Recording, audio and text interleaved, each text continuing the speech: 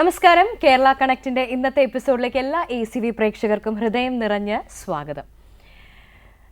നമ്മുടെ ഇന്നത്തെ ഒരു കാലഘട്ടം വിരൽത്തുമ്പ് കൊണ്ട് ഒന്ന് അമർത്തി കഴിഞ്ഞാൽ കഴിക്കാനുള്ള ഭക്ഷണം മുതൽ ധരിക്കാനുള്ള വസ്ത്രവും മേക്കപ്പ് സാധനവും എന്തിന് സ്വർണ്ണാഭരണങ്ങൾ വരെ വീട്ടിലേക്ക് എത്തുന്ന രീതിയിൽ നമ്മുടെ ടെക്നോളജി വികസിക്കുകയും ലോകം ചുരുങ്ങുകയും ചെയ്തിട്ടുണ്ട് എന്നുള്ളത് ഒരു യാഥാർത്ഥ്യമാണ്. അതിൻ്റെയൊക്കെ സുഖസൗകര്യങ്ങൾ നമ്മൾ അനുഭവിക്കുമ്പോഴും ചിലപ്പോഴെങ്കിലും ലാപ്ടോപ്പ് ഓർഡർ ചെയ്ത ആൾക്ക് വീട്ടിൽ കരിങ്കല്ല് പാഴ്സലായി എത്തി എന്ന തരത്തിലുള്ള ചില വാർത്തകളും നമ്മൾ വായിച്ചിട്ടുണ്ടല്ലേ. അപ്പോൾ ഈ ഡിജിറ്റൽ പ്ലാറ്റ്ഫോമിലായാലും ഒക്കെ പലതരത്തിലുള്ള പറ്റിക്കപ്പെടലുകളും ഒക്കെ നടന്നുകൊണ്ടിരിക്കുന്ന വാർത്തകളും പുറത്തു വരുമ്പോൾ തീർച്ചയായും ഒരു കൺസ്യൂമർ എന്നുള്ള നിലയിൽ ഡിജിറ്റൽ പ്ലാറ്റ്ഫോമുകളിലടക്കം നടക്കുന്ന തട്ടിപ്പുകളിൽ നിന്ന് നമ്മൾ എങ്ങനെയാണ് അതിനെ അതിജീവിക്കേണ്ടത്, ഏത് തരത്തിലാണ് നിയമത്തിൻ്റെ വഴിയിൽ പോകേണ്ടതെന്നുള്ളതിനെക്കുറിച്ച് നമുക്കൊരു അവബോധം നിർബന്ധമായും ഉണ്ടായിരിക്കണം. അതുകൊണ്ട് തന്നെ നമ്മൾ ഇന്ന് കേരള കണക്റ്റിൽ ചർച്ചയ്ക്ക് എടുത്തിരിക്കുന്നത് ഡിജിറ്റൽ കാലത്തെ ഉപഭോക്തൃ നിയമങ്ങൾ എന്ന വിഷയമാണ്. ഈ വിഷയത്തെക്കുറിച്ച് ആധികാരികമായി നമുക്ക് പറഞ്ഞു തരാൻ നമ്മളോടൊപ്പമുള്ളത് ജസ്റ്റിസ് MR ഹരിഹരൻ നായരാണ്. അദ്ദേഹം മുൻ ഹൈക്കോടതി ജഡ്ജാണ്, കൂടാതെ യൂണിവേഴ്സിറ്റി എത്തിക്സ് കമ്മിറ്റി ചെയർമാനാണ് നിലവിൽ. സാറിനെ ഇന്നത്തെ എപ്പിസോഡിലേക്ക് നമുക്ക് ആദ്യം സ്വാഗതം ചെയ്യാം. നമസ്കാരം സാർ. ഇനി ACV പ്രേക്ഷകരോടായാണ് ഈ ഡിജിറ്റൽ കാലത്തെ ഉപഭോക്തൃ നിയമങ്ങളെക്കുറിച്ചാണ് ഒരു മണിക്കൂർ നമ്മളിനി ചർച്ച ചെയ്യാൻ പോകുന്നത്. നിങ്ങൾക്കൊക്കെ അറിയുന്നത് പോലെ ഇത് ഒരു മണിക്കൂർ ദൈർഘ്യമുള്ള ലൈവ് ഫോൺ ഇൻ പ്രോഗ്രാമാണ്. നിങ്ങൾക്കുള്ള സംശയങ്ങൾ ഇന്ന് ഓൺലൈൻ പ്ലാറ്റ്ഫോംസ്, ഡിജിറ്റൽ പ്ലാറ്റ്ഫോംസിൽ എന്തെങ്കിലും ഓർഡർ ചെയ്ത് വാങ്ങിച്ചിട്ടില്ലാത്ത ഒരു മനുഷ്യരും നമ്മുടെ കേരളത്തിൽ ഉണ്ടാകുമെന്ന് എനിക്ക് തോന്നുന്നില്ല. അത്രയും അധികം നമ്മുടെ ജീവിതത്തിൻ്റെ ഭാഗമായി, മൊബൈൽ ഫോണിൻ്റെ ഭാഗമായി ഇത്തരം ഓൺലൈൻ ആപ്പുകളൊക്കെ മാറിയല്ലേ. അപ്പോൾ ഇതുമായി ബന്ധപ്പെട്ട് നിങ്ങൾക്ക് എന്ത് സംശയമുണ്ടെങ്കിലും ഹരിഹരൻ സാറിനോട് നേരിട്ട് ചോദിച്ച് മനസ്സിലാക്കാവുന്നതാണ്. TV സ്ക്രീനിൽ കാണുന്ന നമ്പറിലേക്ക് എത്രയും പെട്ടെന്ന് ഡയൽ ചെയ്യുക, സാറിനോട് നേരിട്ട് ചോദിക്കുക. ഇതുകൂടാതെ നിങ്ങൾക്ക് തീർച്ചയായും വാട്സാപ്പിലൂടെ മെസ്സേജായും നിങ്ങളുടെ സംശയങ്ങൾ ഞങ്ങളോട് ചോദിക്കാവുന്നതാണ്. അതിനുള്ള ഉത്തരവും സാർ ലൈവിൽ തന്നെ നൽകുന്നതായിരിക്കും. ഇനി നമുക്ക് ചോദ്യങ്ങളിലേക്ക് പോകാം. സാർ, ഈ നമ്മൾ പല പൊതുമേഖലാ ബാങ്കുകളിലും ചെല്ലുമ്പോൾ അവിടെ വലിയ അക്ഷരത്തിൽ എഴുതി വച്ചിരിക്കുന്ന മഹാത്മാഗാന്ധിയുടെ ചിത്രത്തോടുകൂടി എഴുതി വച്ചിരിക്കുന്ന കസ്റ്റമർ ഇസ് ദ കിങ്, അവരാണ് ഏറ്റവും പ്രധാനപ്പെട്ട ആളെന്ന് പറഞ്ഞ് എഴുതി വയ്ക്കാറുണ്ട്. പക്ഷേ പൊതുമേഖലാ ബാങ്കുകളിലൊക്കെ അടക്കം നമ്മൾ പോകുമ്പോൾ പലപ്പോഴും ഈ കൺസ്യൂമറിനെ അല്ലെങ്കിൽ ഈ കസ്റ്റമറിനെ ഒരു സെർവൻറ്റിനേക്കാളും മോശമായിട്ട് ഡീൽ ചെയ്യുന്നത് നമ്മൾ പലപ്പോഴും കണ്ടിട്ടുണ്ട്, അനുഭവിച്ചിട്ടുമുണ്ട്. അപ്പോൾ എന്താണ് കൺസ്യൂമർ? നമ്മുടെ നാട്ടിൽ ഈ കൺസ്യൂമറിന് വേണ്ട ഒരു പ്രിവിലേജ് ഒക്കെ കിട്ടുന്നുണ്ടോ? സാറിൻ്റെ അഭിപ്രായത്തിൽ നിന്ന് നമുക്ക് തുടങ്ങാം. Gandhiji consumer is the king എന്ന് പറഞ്ഞതായിട്ടൊക്കെ എഴുതി വയ്ക്കുന്നു. പക്ഷേ ആധികാരികമായിട്ട് പരിശോധിക്കുമ്പോൾ കിങ് എന്നുള്ളൊരു വാക്ക് അദ്ദേഹം ഉപയോഗിച്ചതായി കാണുന്നില്ല. അദ്ദേഹം പറഞ്ഞത് കസ്റ്റമറെ തേടി സേവനദാതാവ് എത്തണം, തിരിച്ചല്ല, അപ്പർ ഹാൻഡ് കസ്റ്റമർക്കാകണം എന്നുള്ള രീതിയിലുള്ള വാക്കുകളാണ് അദ്ദേഹം ഉപയോഗിച്ചത്. ചുരുക്കി പറഞ്ഞാൽ കസ്റ്റമർ ഇസ് കിങ് എന്ന് വേറെ ആരെങ്കിലും അങ്ങനെ ആക്കിയതായിരിക്കണം. ഏതായാലും അതാണ് അതിൻ്റെ പ്രധാന കാര്യം. ഇത് നടപ്പാക്കാനുള്ള ശ്രമങ്ങൾ 1968 ആദ്യം തുടങ്ങിയതെന്ന് തോന്നുന്നു. അപ്പോൾ പുതിയ തരം നിയമങ്ങൾ വരുമ്പോൾ ആദ്യം കുറേ ഹിക്കപ്സ് കാണും. അതായത് നമ്മൾ പ്രതീക്ഷിക്കാത്ത ചില പ്രശ്നങ്ങൾ ഉയർന്നു വരും. ഇത് കൈകാര്യം ചെയ്യാനുള്ള ഏർപ്പാടുകൾ, ഇൻഫ്രാസ്ട്രക്ചർ ഉണ്ടാക്കുന്നതിലുള്ള കുറവുകളുണ്ടാകാം. അപ്പോൾ ഇങ്ങനെ അത് ഇവോൾവ് ചെയ്ത് വരണം. ഇപ്പോൾ റൈറ്റ് ടു ഇൻഫർമേഷൻ ആക്ട് തന്നെ വന്നപ്പോൾ പെട്ടെന്ന് നമ്മൾ എടുത്തു ചാടുകയായിരുന്നു. വേറെ വിദേശ രാജ്യങ്ങൾ ദശകങ്ങളോളം ഇതിനെപ്പറ്റി ഗവേഷണം നടത്തി വളരെ ആലോചിച്ചിട്ടൊക്കെയാണ് വന്നത്. ഇവിടെ നമ്മൾ പെട്ടെന്ന് ചേരുന്നു. അന്ന് ഇതിനെപ്പറ്റി ചോദിച്ചപ്പോൾ അന്നത്തെ പ്രധാനമന്ത്രിയോ ഒരു വകുപ്പ് മന്ത്രിയോ പറഞ്ഞത് അത് അവരതൊക്കെ ചെയ്തു, നമ്മളിത് ഇങ്ങനെ ആലോചിച്ചുകൊണ്ടിരുന്നാൽ ഒരു കാലവും വരിക, നമുക്ക് ആദ്യം അത് നടപ്പാക്കാം, പ്രശ്നങ്ങൾ വരട്ടെ, വരുമ്പോൾ നമുക്കത് കൈകാര്യം ചെയ്യാം. ഏതാണ്ട് അതുപോലെയുള്ള ഒരു ശ്രമമാണ് ഇവിടെയും വന്നത്. അത് ഒരുവിധം തൃപ്തികരമായിട്ട് നടന്നു വന്നു. അതിനിടയിലാണ് ഈ പറഞ്ഞ പരിഷ്കാരങ്ങൾ, നമ്മുടെ ഓൺലൈൻ ഇതൊക്കെ വന്നപ്പോൾ പഴയ നിയമത്തിന് വലിയ പ്രസക്തി ഇല്ലാതായി. കാരണം അതിൽ കവർ ചെയ്യാത്ത കാര്യങ്ങൾ വന്നു. അപ്പോൾ ഈ നിയമം ഇങ്ങനെ എവർ ഇവോൾവിങ് ആണ്, അതിനൊരു സ്ഥിരമായ ഇതില്ല. ആവശ്യാനുസരണം മാറിയേ പറ്റൂ. നമ്മൾ പിന്നെ മോട്ടോർ വാഹനം ആദ്യം ഉണ്ടാക്കിയപ്പോൾ അതിന് ഹോൺ എന്നുള്ള പരിപാടി കണ്ടിട്ടില്ലായിരുന്നു, അല്ലെങ്കിൽ ഉച്ചത്തിൽ ഇല്ലായിരുന്നു. അപ്പോൾ അന്ന് ഈ പെട്ടെന്ന് ഇങ്ങനെ ഒരു അപകടകരമായ സാധനം റോഡിൽ ഇറങ്ങിയപ്പോൾ അന്നത്തെ ആ വിദേശത്ത് ഒരു ഇംഗ്ലണ്ടിലോ മറ്റാണ് അവർ അവിടെ നിയമസഭയെല്ലാം കൂടിയിട്ടൊരു നിയമം പാസ്സാക്കി. ഈ സാധനം റോഡിൽ ഇറക്കണമെങ്കിൽ അതിൻ്റെ 100 വാര മുമ്പിലായിട്ട് ചുവന്ന കൊടിയും പിടിച്ച് ഒരാൾ ഓടണം. അപ്പോൾ വാഹനത്തിൻ്റെ വേഗത എത്രയാണെന്ന് നോക്കണം.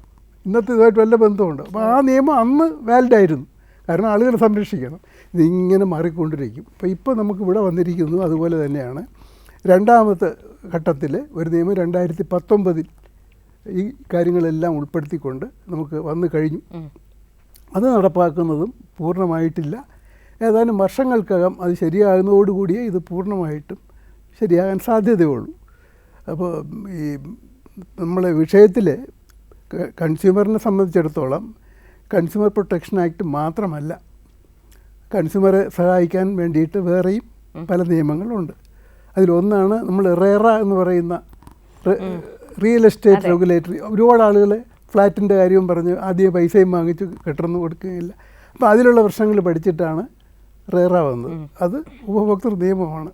അതുപോലെ തന്നെ ബ്യൂറോ ഓഫ് സ്റ്റാൻഡേർഡ്സ് ആക്ട് ഉണ്ട്, പിന്നെ ഫുഡ് സേഫ്റ്റി ആക്ട് ഉണ്ട്.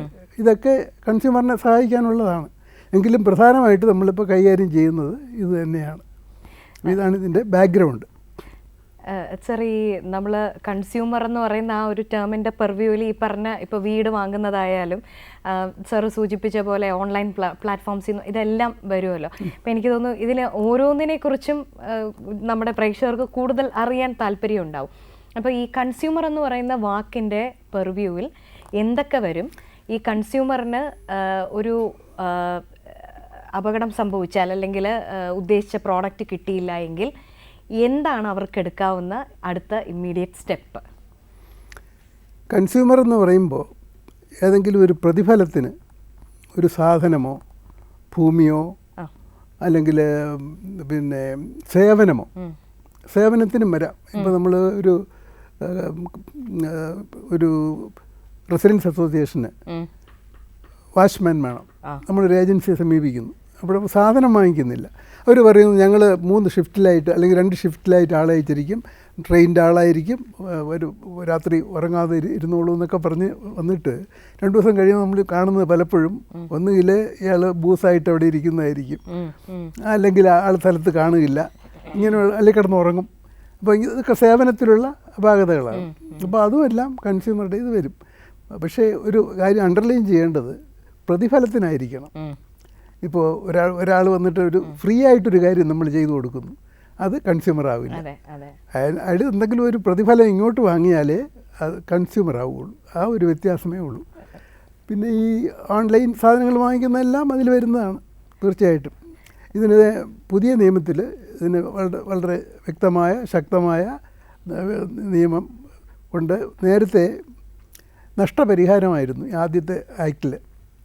പക്ഷേ 2019 ആക്ടിൽ അതിന് പുറമേ ശിക്ഷ കൊടുക്കാനും പിഴ ഈടാക്കാനും നഷ്ടപരിഹാരവും പിഴയും വ്യത്യാസമുണ്ട്. നഷ്ടപരിഹാരം ഇയാൾക്ക് വാങ്ങിക്കൊടുക്കുന്നതാണ്, പിഴ ഈടാക്കുന്നത് നമ്മൾ സർക്കാരിലേക്ക് തന്നെ ഈടാക്കാവുന്നതാണ്. അതിൻ്റെ ഒരു ഭാഗമാണ് ഇവർക്ക് കൊടുക്കാം. അപ്പോൾ പിഴ ഈടാക്കുന്നത് അതിന് പുറമേ ഇയാൾക്ക് തടങ്കൽ ശിക്ഷ കൊടുക്കാനും വ്യവസ്ഥയുണ്ട്. അതാണ് പുതിയ നിയമത്തിൽ കൂടുതൽ ടീത്ത് കിട്ടിയെന്ന് പറയാം. അപ്പോൾ അതിനനുസരിച്ച് അവിടെ വരുന്ന പ്രശ്നങ്ങൾ വേറെയുണ്ട്. നേരത്തെ ആദ്യത്തെ നിയമം അനുസരിച്ചുള്ള പരിപാടിയിൽ ചട്ടക്കൂടിൽ ഒരു കൺസ്യൂമർ പ്രൊട്ടക്ഷൻ കമ്മിറ്റി, അതിൽ ഒരു പ്രസിഡൻറ്റും അംഗങ്ങളും 2 അംഗങ്ങളും കുറഞ്ഞത് 2 അംഗങ്ങളുമുള്ള ഒരെണ്ണമായിരുന്നു. പുതിയ നിയമത്തിൽ ഒരെണ്ണം സ്ത്രീ ആയിരിക്കണം, അംഗങ്ങളിൽ ഒരാളെങ്കിലും സ്ത്രീ ആയിരിക്കണം. അതുകൊണ്ട് അതൊരു മാറ്റമാണ്. അപ്പോൾ ഈ ശിക്ഷയൊക്കെ കൊടുക്കുന്ന സംവിധാനം വരുമ്പോൾ അത് നിയമപരമായിട്ട് കോമ്പിറ്റൻസ് ഇല്ലാത്ത ആളുകൾ കൈകാര്യം ചെയ്താൽ വീണ്ടും അപകടമാകില്ലേ? നേരത്തെ ഉള്ള സംവിധാനത്തിൽ അന്ന് പെട്ടെന്ന് ചെയ്തപ്പോൾ സിവിൽ സപ്ലൈസ് വകുപ്പാണ് ഇത് കൈകാര്യം ചെയ്തത്. അപ്പോൾ ഈ സപ്ലൈകോയിലിരുന്ന ജോലിക്കാരും ഒക്കെയാണ് മെമ്പർമാരായിട്ടൊക്കെ വന്നതെന്ന് പറയുന്നു. അപ്പോൾ അങ്ങനെയുള്ള ഒരു നിയമം കൈകാര്യം ചെയ്ത് അതിൻ്റെ ഗ്രാവിറ്റി മനസ്സിലാക്കാനും ഉത്തരവാദിത്വത്തോടുകൂടി ചെയ്യാനും ഒക്കെ കഴിവുള്ള ആളില്ലെങ്കിൽ പുതിയ നിയമം കൈകാര്യം ചെയ്യുമ്പോൾ കൂടുതൽ പ്രശ്നങ്ങൾ വരും. അപ്പോൾ അതിനുവേണ്ടി 19/5/2025 സുപ്രീം കോടതി ഇതെല്ലാം ശ്രദ്ധിച്ചിട്ട് സുപ്രീം കോടതിക്ക് ബാക്കി കോടതികൾക്ക് ഇല്ലാത്തൊരു അധികാരമുണ്ട്, അറിയാമോ? ആർട്ടിക്കിൾ 142 എന്ന് പറഞ്ഞിട്ട് ഒരു അധികാരമുണ്ട്. Four doing complete justice court can pass any order. ആ ഓർഡർ വേറൊരു നിയമം മാറ്റുന്നതുവരെ പാർലമെൻറ്റ് പാസ്സാക്കിയ നിയമം പോലെ പ്രാബല്യത്തിൽ വരും. ഇത് പലപ്പോഴും ഇത് ആവശ്യം വന്നിട്ടുണ്ട്. നമ്മുടെ സാർ ഞാൻ ഒന്ന് ഇടപെട്ടോട്ടെ സാർ, കുറച്ച് സമയമായിട്ട് ഒരു കോളർ വെയിറ്റ് ചെയ്യാണ്. ഹലോ ഹലോ നമസ്കാരം, കേരള കണക്റ്റിലേക്ക് സ്വാഗതം. ഡിജിറ്റൽ കാലത്തെ ഉപഭോക്തൃ നിയമങ്ങളെ കുറിച്ചാണ് നമ്മൾ ചർച്ച ചെയ്യുന്നത്. ഹരിഹരൻ സാറിന് സംസാരിച്ചോളൂ. അതെ, എന്റെ പേര് അനൂപ് എന്നാണ്, ഞാൻ മാവേലിക്കര എന്നാണ് വിളിക്കുന്നത്. സാർ, രണ്ട് കാര്യങ്ങളാണ് ചോദിക്കാനുള്ളത്. ഒന്ന്, ഒരു ഉപഭോക്താവിന് നേരിട്ട് ഉപഭോക്താ കോടതിയിൽ പോകാൻ പറ്റുമോ എന്നുള്ളതാണ് ആദ്യത്തെ ചോദ്യം. രണ്ടാമത്, നമ്മളിപ്പോ ഒരു ഷോപ്പിൽ പോയിട്ട് ഇപ്പൊ മൊബൈൽ അടക്കമുള്ള ഇലക്ട്രോണിക്സ് ഉപകരണങ്ങൾ മേടിച്ചു കഴിയുമ്പോൾ അവർ പറയും അതിന്റെ വാറണ്ടി ആ കമ്പനി, ഈ പ്രോഡക്റ്റ് വിൽക്കുന്ന കമ്പനിയുമായിട്ടാണെന്ന് പറയും. പക്ഷെ GST അടക്കമുള്ള ടാക്സ് എല്ലാം കടക്കാരാണ് ഈടാക്കുന്നത്. അപ്പൊ നമ്മൾ പിന്നീട് എന്തെങ്കിലും ഒരു പ്രശ്നം ഈ ഉപകരണത്തിന് ഉണ്ടായി കഴിഞ്ഞാൽ പലപ്പോഴും തർക്കത്തിൽ വരാറുണ്ട്. എനിക്ക് അങ്ങനെ അനുഭവമുണ്ട്. അപ്പൊ നമ്മൾ അന്നേരം കടയാണോ സമീപിക്കേണ്ടതോ പ്രോഡക്റ്റ് നൽകിയ വാറണ്ടി നൽകുന്ന ആ കമ്പനിയാണോ ഇപ്പം സമീപിക്കേണ്ടത്? അതിന്റെ ഒരു വ്യക്തത തരുമോ സാറേ? ആദ്യത്തെ ചോദ്യം, നേരിട്ട് സമീപിക്കാം, അതായത് അഭിഭാഷകനൊന്നുമില്ലാതെ കോടതി സംവിധാനമില്ലാതെ നേരിട്ട് സമീപിക്കാമെന്നുള്ളതാണല്ലോ. തീർച്ചയായിട്ടും പറ്റും. ഇപ്പോൾ പുതിയ നിയമം അനുസരിച്ച് ഓൺലൈനായിട്ട് വേണമെങ്കിലും ഇപ്പോൾ നമുക്ക് ഇവിടെ 5 ലക്ഷം രൂപ വരെയുള്ള നഷ്ടപരിഹാരത്തിന് ഫീസൊന്നും ഈടാക്കുന്നില്ല, ഫ്രീ ആണ്, കോർട്ട് ഫീസില്ല. അപ്പോൾ ആർക്ക് വേണമെങ്കിലും ഒരു പരാതി കൊടുക്കാം, ഈ അഫക്റ്റഡ് ആയിട്ടുള്ള കൺസ്യൂമർക്ക് കൊടുക്കാം.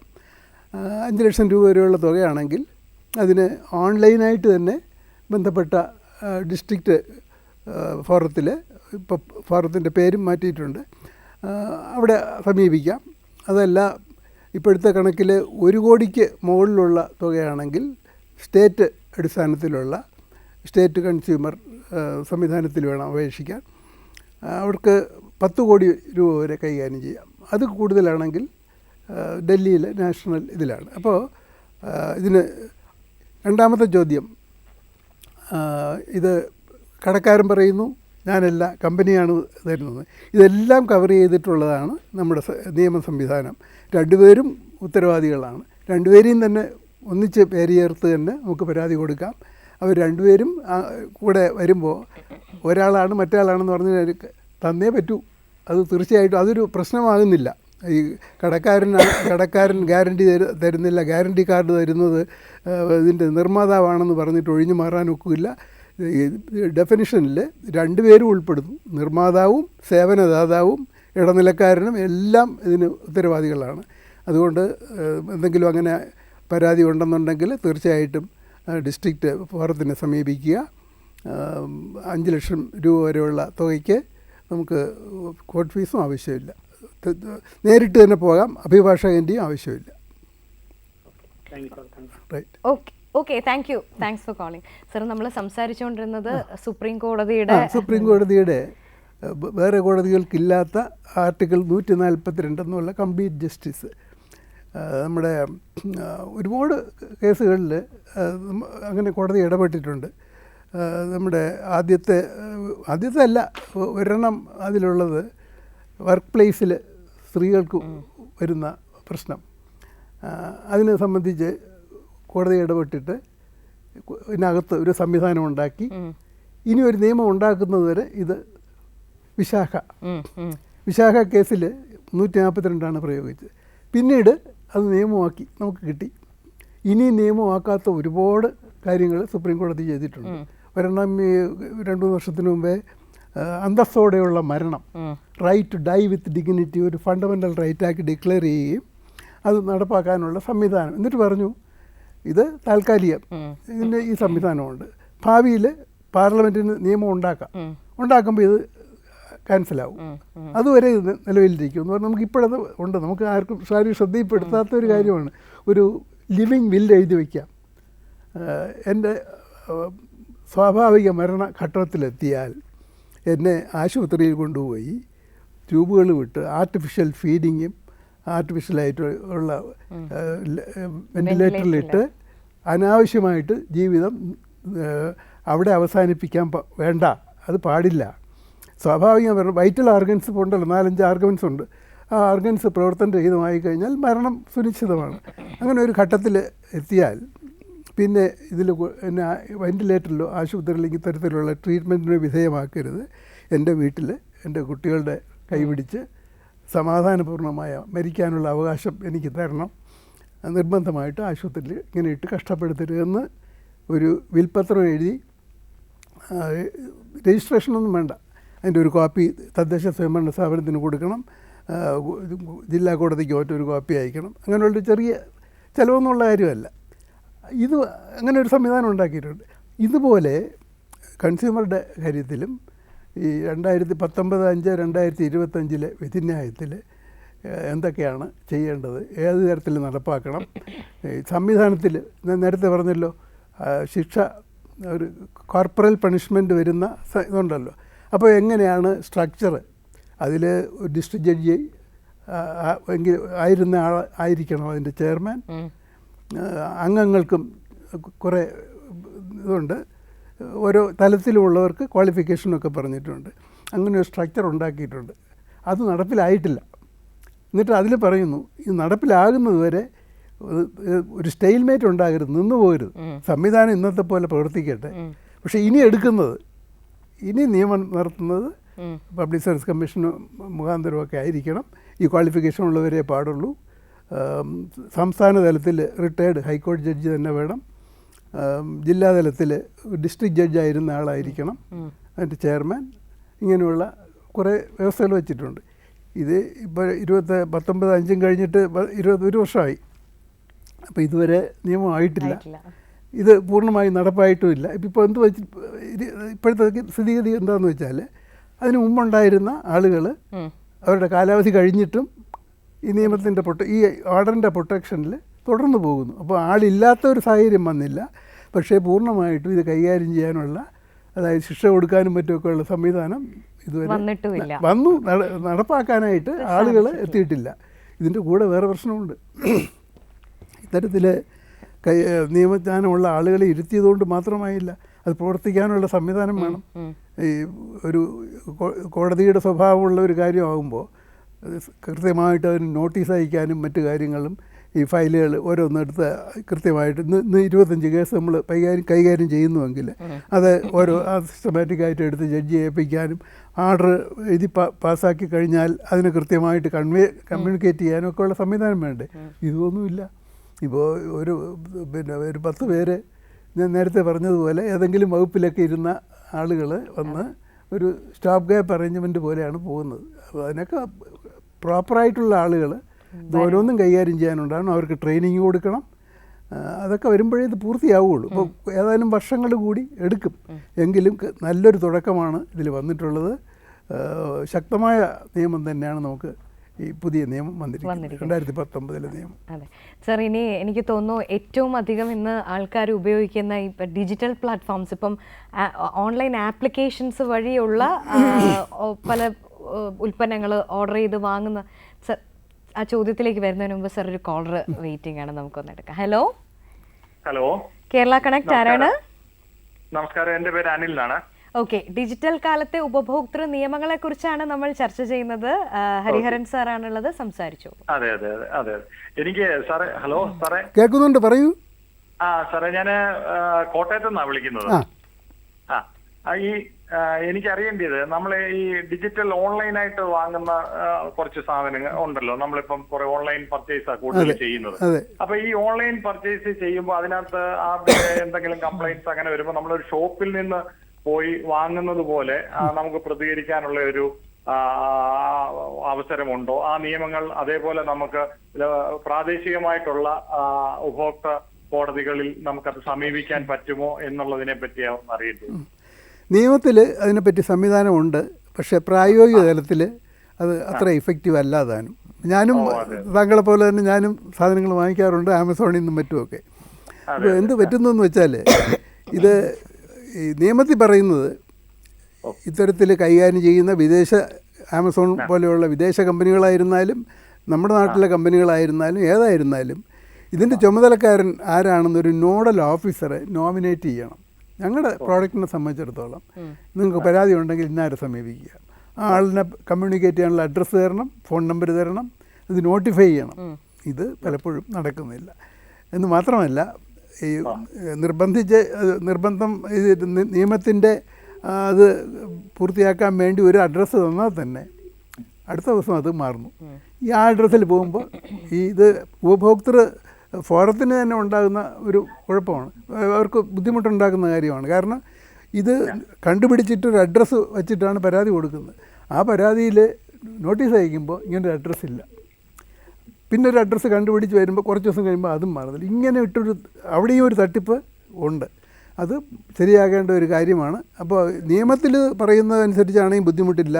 ഓരോ കമ്പനിക്കും ഓരോ നോഡൽ ഓഫീസർ വേണം. അത് ഇവർ അയക്കുമ്പോൾ തന്നെ നമ്മൾ ഈ വിവരങ്ങളെല്ലാം തരണം. ഈ സാധനങ്ങൾ വാങ്ങിക്കും, നിങ്ങൾ വാങ്ങിക്കുന്നു, ആമസോൺ ആകട്ടെ ഫ്ലിപ്പ്കാർട്ടിലാകട്ടെ, ഞങ്ങളുടെ നോഡൽ ഓഫീസർ ഇന്നാരാണ്, അദ്ദേഹത്തിൻ്റെ അഡ്രസ്സ് ഇതാണ്, ഫോൺ ഇതാണ്. അങ്ങനെ ഒരു ഇതാണ് ചെയ്യേണ്ടത്. അത് പൂർണ്ണമായിട്ടും നടപ്പിൽ വന്നിട്ടില്ല. ഇപ്പോൾ ചെയ്യാമെന്നുള്ളത് നമ്മൾ അതിന് അവൈലബിളായിട്ടുള്ള വിവരങ്ങൾ വച്ചിട്ട് തന്നെ ഇത് ഫയൽ ചെയ്യുക. മിക്ക കമ്പനികൾക്കും ഈ ഫോറത്തിൽ അപ്പിയർ ചെയ്യാനായിട്ട് സ്ഥിരമായിട്ടുള്ള ഒരു അഡ്വക്കേറ്റോ ആരെങ്കിലും കാണും. അപ്പോൾ അവർ ഫോറത്തിന് അദ്ദേഹത്തിന് നിർദ്ദേശം കൊടുക്കാൻ കഴിയും. നിങ്ങൾ അടുത്ത പ്രാവശ്യം ഇത് ഇങ്ങനൊരു കേസ് വന്നിട്ടുണ്ട്, മറുപടി ഫയൽ ചെയ്യണം. അപ്പോൾ അങ്ങനെ അവിടെ ചെന്ന് കഴിഞ്ഞാൽ ഒരു പക്ഷേ കുറച്ചുകൂടെ സൗകര്യമുണ്ടെങ്കിലും ഫോറത്തിനെ സമീപിക്കുന്നതിന് മുമ്പ് കൈകാര്യം ചെയ്യാനായിട്ട് പലപ്പോഴും പ്രശ്നമാണ്. ഇപ്പോൾ ആമസോണിൻ്റെ കാര്യം എടുക്കാം. ഇപ്പോൾ ഒരു സാധനം നമ്മൾ ഓർഡർ ചെയ്തു, വരുമ്പോൾ ഡിഫക്റ്റീവാണ്. നമ്മൾ ഉടനെ തന്നെ അതിൽ ഒരു പറയുന്ന അനുസരിച്ച് റിപ്പോർട്ട് ചെയ്യുന്നു. അപ്പോൾ ഒരു നമ്പർ ഓപ്പണാണ്. ഇത് നമ്മൾ കൊടുത്തു. അപ്പോൾ അവർ പറഞ്ഞു എന്തൊക്കെയാണെന്നുള്ള ഇങ്ങോട്ട് വിളിച്ച് ചോദിക്കുന്നു, കമ്മ്യൂണിക്കേറ്റ് ചെയ്യുന്നു. അത് കഴിഞ്ഞ് പിന്നീട് ആ ഡോറങ്ങ് അടയുകയാണ്. നമ്മൾ കൊടുത്തു കഴിഞ്ഞു. പിന്നെ ഒരു കാര്യത്തിന് ഇതിന് തുടർച്ചയായിട്ട് അവരുമായിട്ട് സമ്പർക്കം പുലർത്താൻ ശ്രമിക്കുമ്പോൾ അങ്ങനെ ഒരു നമ്പർ ഇല്ല. ഇതാണ് ഇതിൽ വരുന്ന ഒരു പ്രശ്നം. അപ്പോൾ അതിന് പരിഹാരം കാണേണ്ടത് നോഡൽ ഓഫീസറുടെ നിയമനത്തിൽ കൂടെയാണ്, അത് നോട്ടിഫൈ ചെയ്യുന്നത് കൂടെയാണ്. സർക്കാർ ഇതിൽ കുറച്ചുകൂടെ നിർബന്ധിച്ച് അത് ചെയ്യിക്കേണ്ട കാര്യമുണ്ട്.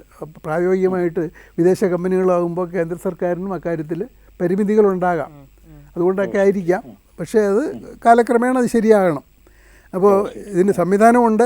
ഇതാണ് ഇതിൻ്റെ നിയമം വിവക്ഷിക്കുന്നത് നോഡൽ ഓഫീസറുടെ സംവിധാനമാണ്. അത് പരസ്യപ്പെടുത്തേണ്ടതാണ്, പരസ്യപ്പെടുത്തുന്നില്ല. ഒരു പക്ഷേ പരാതി കൊടുത്ത് ആദ്യ ലെവലിൽ കമ്മ്യൂണിക്കേറ്റ് ചെയ്താലും അത് തുടർച്ചയായിട്ട് മുന്നോട്ട് കൊണ്ടുപോകാനുള്ള ഒരു നമ്പരോ ഒരു ഇമെയിലോ ഒരു വ്യക്തിയുടെ ഡീറ്റെയിൽസോ അഡ്രസ്സോ ഒന്നും തന്നെ നമുക്ക് ലഭ്യമല്ല. അതൊരു കുറവാണ്. ശരിയാക്കി എടുക്കേണ്ട ഒരു കാര്യമാണ്. ഒരു പക്ഷേ ഈ പുതിയ ഫോറത്തിൽ ശരിയായ ആളുകൾ വരികയും അവർ ഈ നോഡൽ ഓഫീസറെ ശിക്ഷിക്കുന്ന, ജയിലിലയക്കും എന്നുള്ള ഒരു നില വരുമ്പോൾ ഇവരൊക്കെ കാര്യങ്ങൾ നടക്കും. കുറച്ച് വെയിറ്റ് ചെയ്യണം. നമ്മൾ ആ പുതിയ നിയമം പൂർണ്ണമായി നടപ്പിലായിട്ടില്ല, വരുമ്പോൾ ശരിയാകും. Okay, thank you so much for calling sir. ഈ ഡിജിറ്റൽ പ്ലാറ്റ്ഫോമുമായിട്ട് ബന്ധപ്പെട്ടൊരു ചോദ്യമാണ് നമ്മുടെ പ്രീവിയസ് കോളർ ചോദിച്ചത്. എനിക്ക് അതിനകത്തൊരു സംശയം ചോദിക്കാനുള്ളത് സർ. ഇപ്പം നമ്മൾ ഈ പറഞ്ഞ വലിയ ഇ കോമേഴ്സ് ജയൻസ് അവരിൽ നിന്ന് പ്രോഡക്ട്സ് വാങ്ങുമ്പോൾ അതിനകത്ത് എന്തെങ്കിലും ഒരു പ്രശ്നം വന്നു കഴിഞ്ഞാൽ, സാറ് പറഞ്ഞിപ്പോൾ നമുക്ക് ഓവർ ഫോൺ വിളിച്ച് നമ്മുടെ കംപ്ലയിൻറ്റ് രജിസ്റ്റർ ചെയ്യാം, അല്ലെങ്കിൽ ആ പ്രോഡക്റ്റിനകത്ത് എന്തെങ്കിലും ഡാമേജ് ഉണ്ടെങ്കിൽ അത് പുതിയൊരു പ്രോഡക്റ്റ് കിട്ടാനുള്ള സംവിധാനങ്ങൾ ചെയ്യാം. ഇതൊന്നും നടന്നില്ലെങ്കിൽ, ഇപ്പം സാധാരണഗതിയിൽ ഒരു ശരാശരി മനുഷ്യന് ഒന്നും നടക്കാതാവുമ്പോഴാണ് കോടതിയിൽ ഒരു പരാതിയായിട്ട് പോകുന്നത് നമ്മൾ കാണുന്നത്.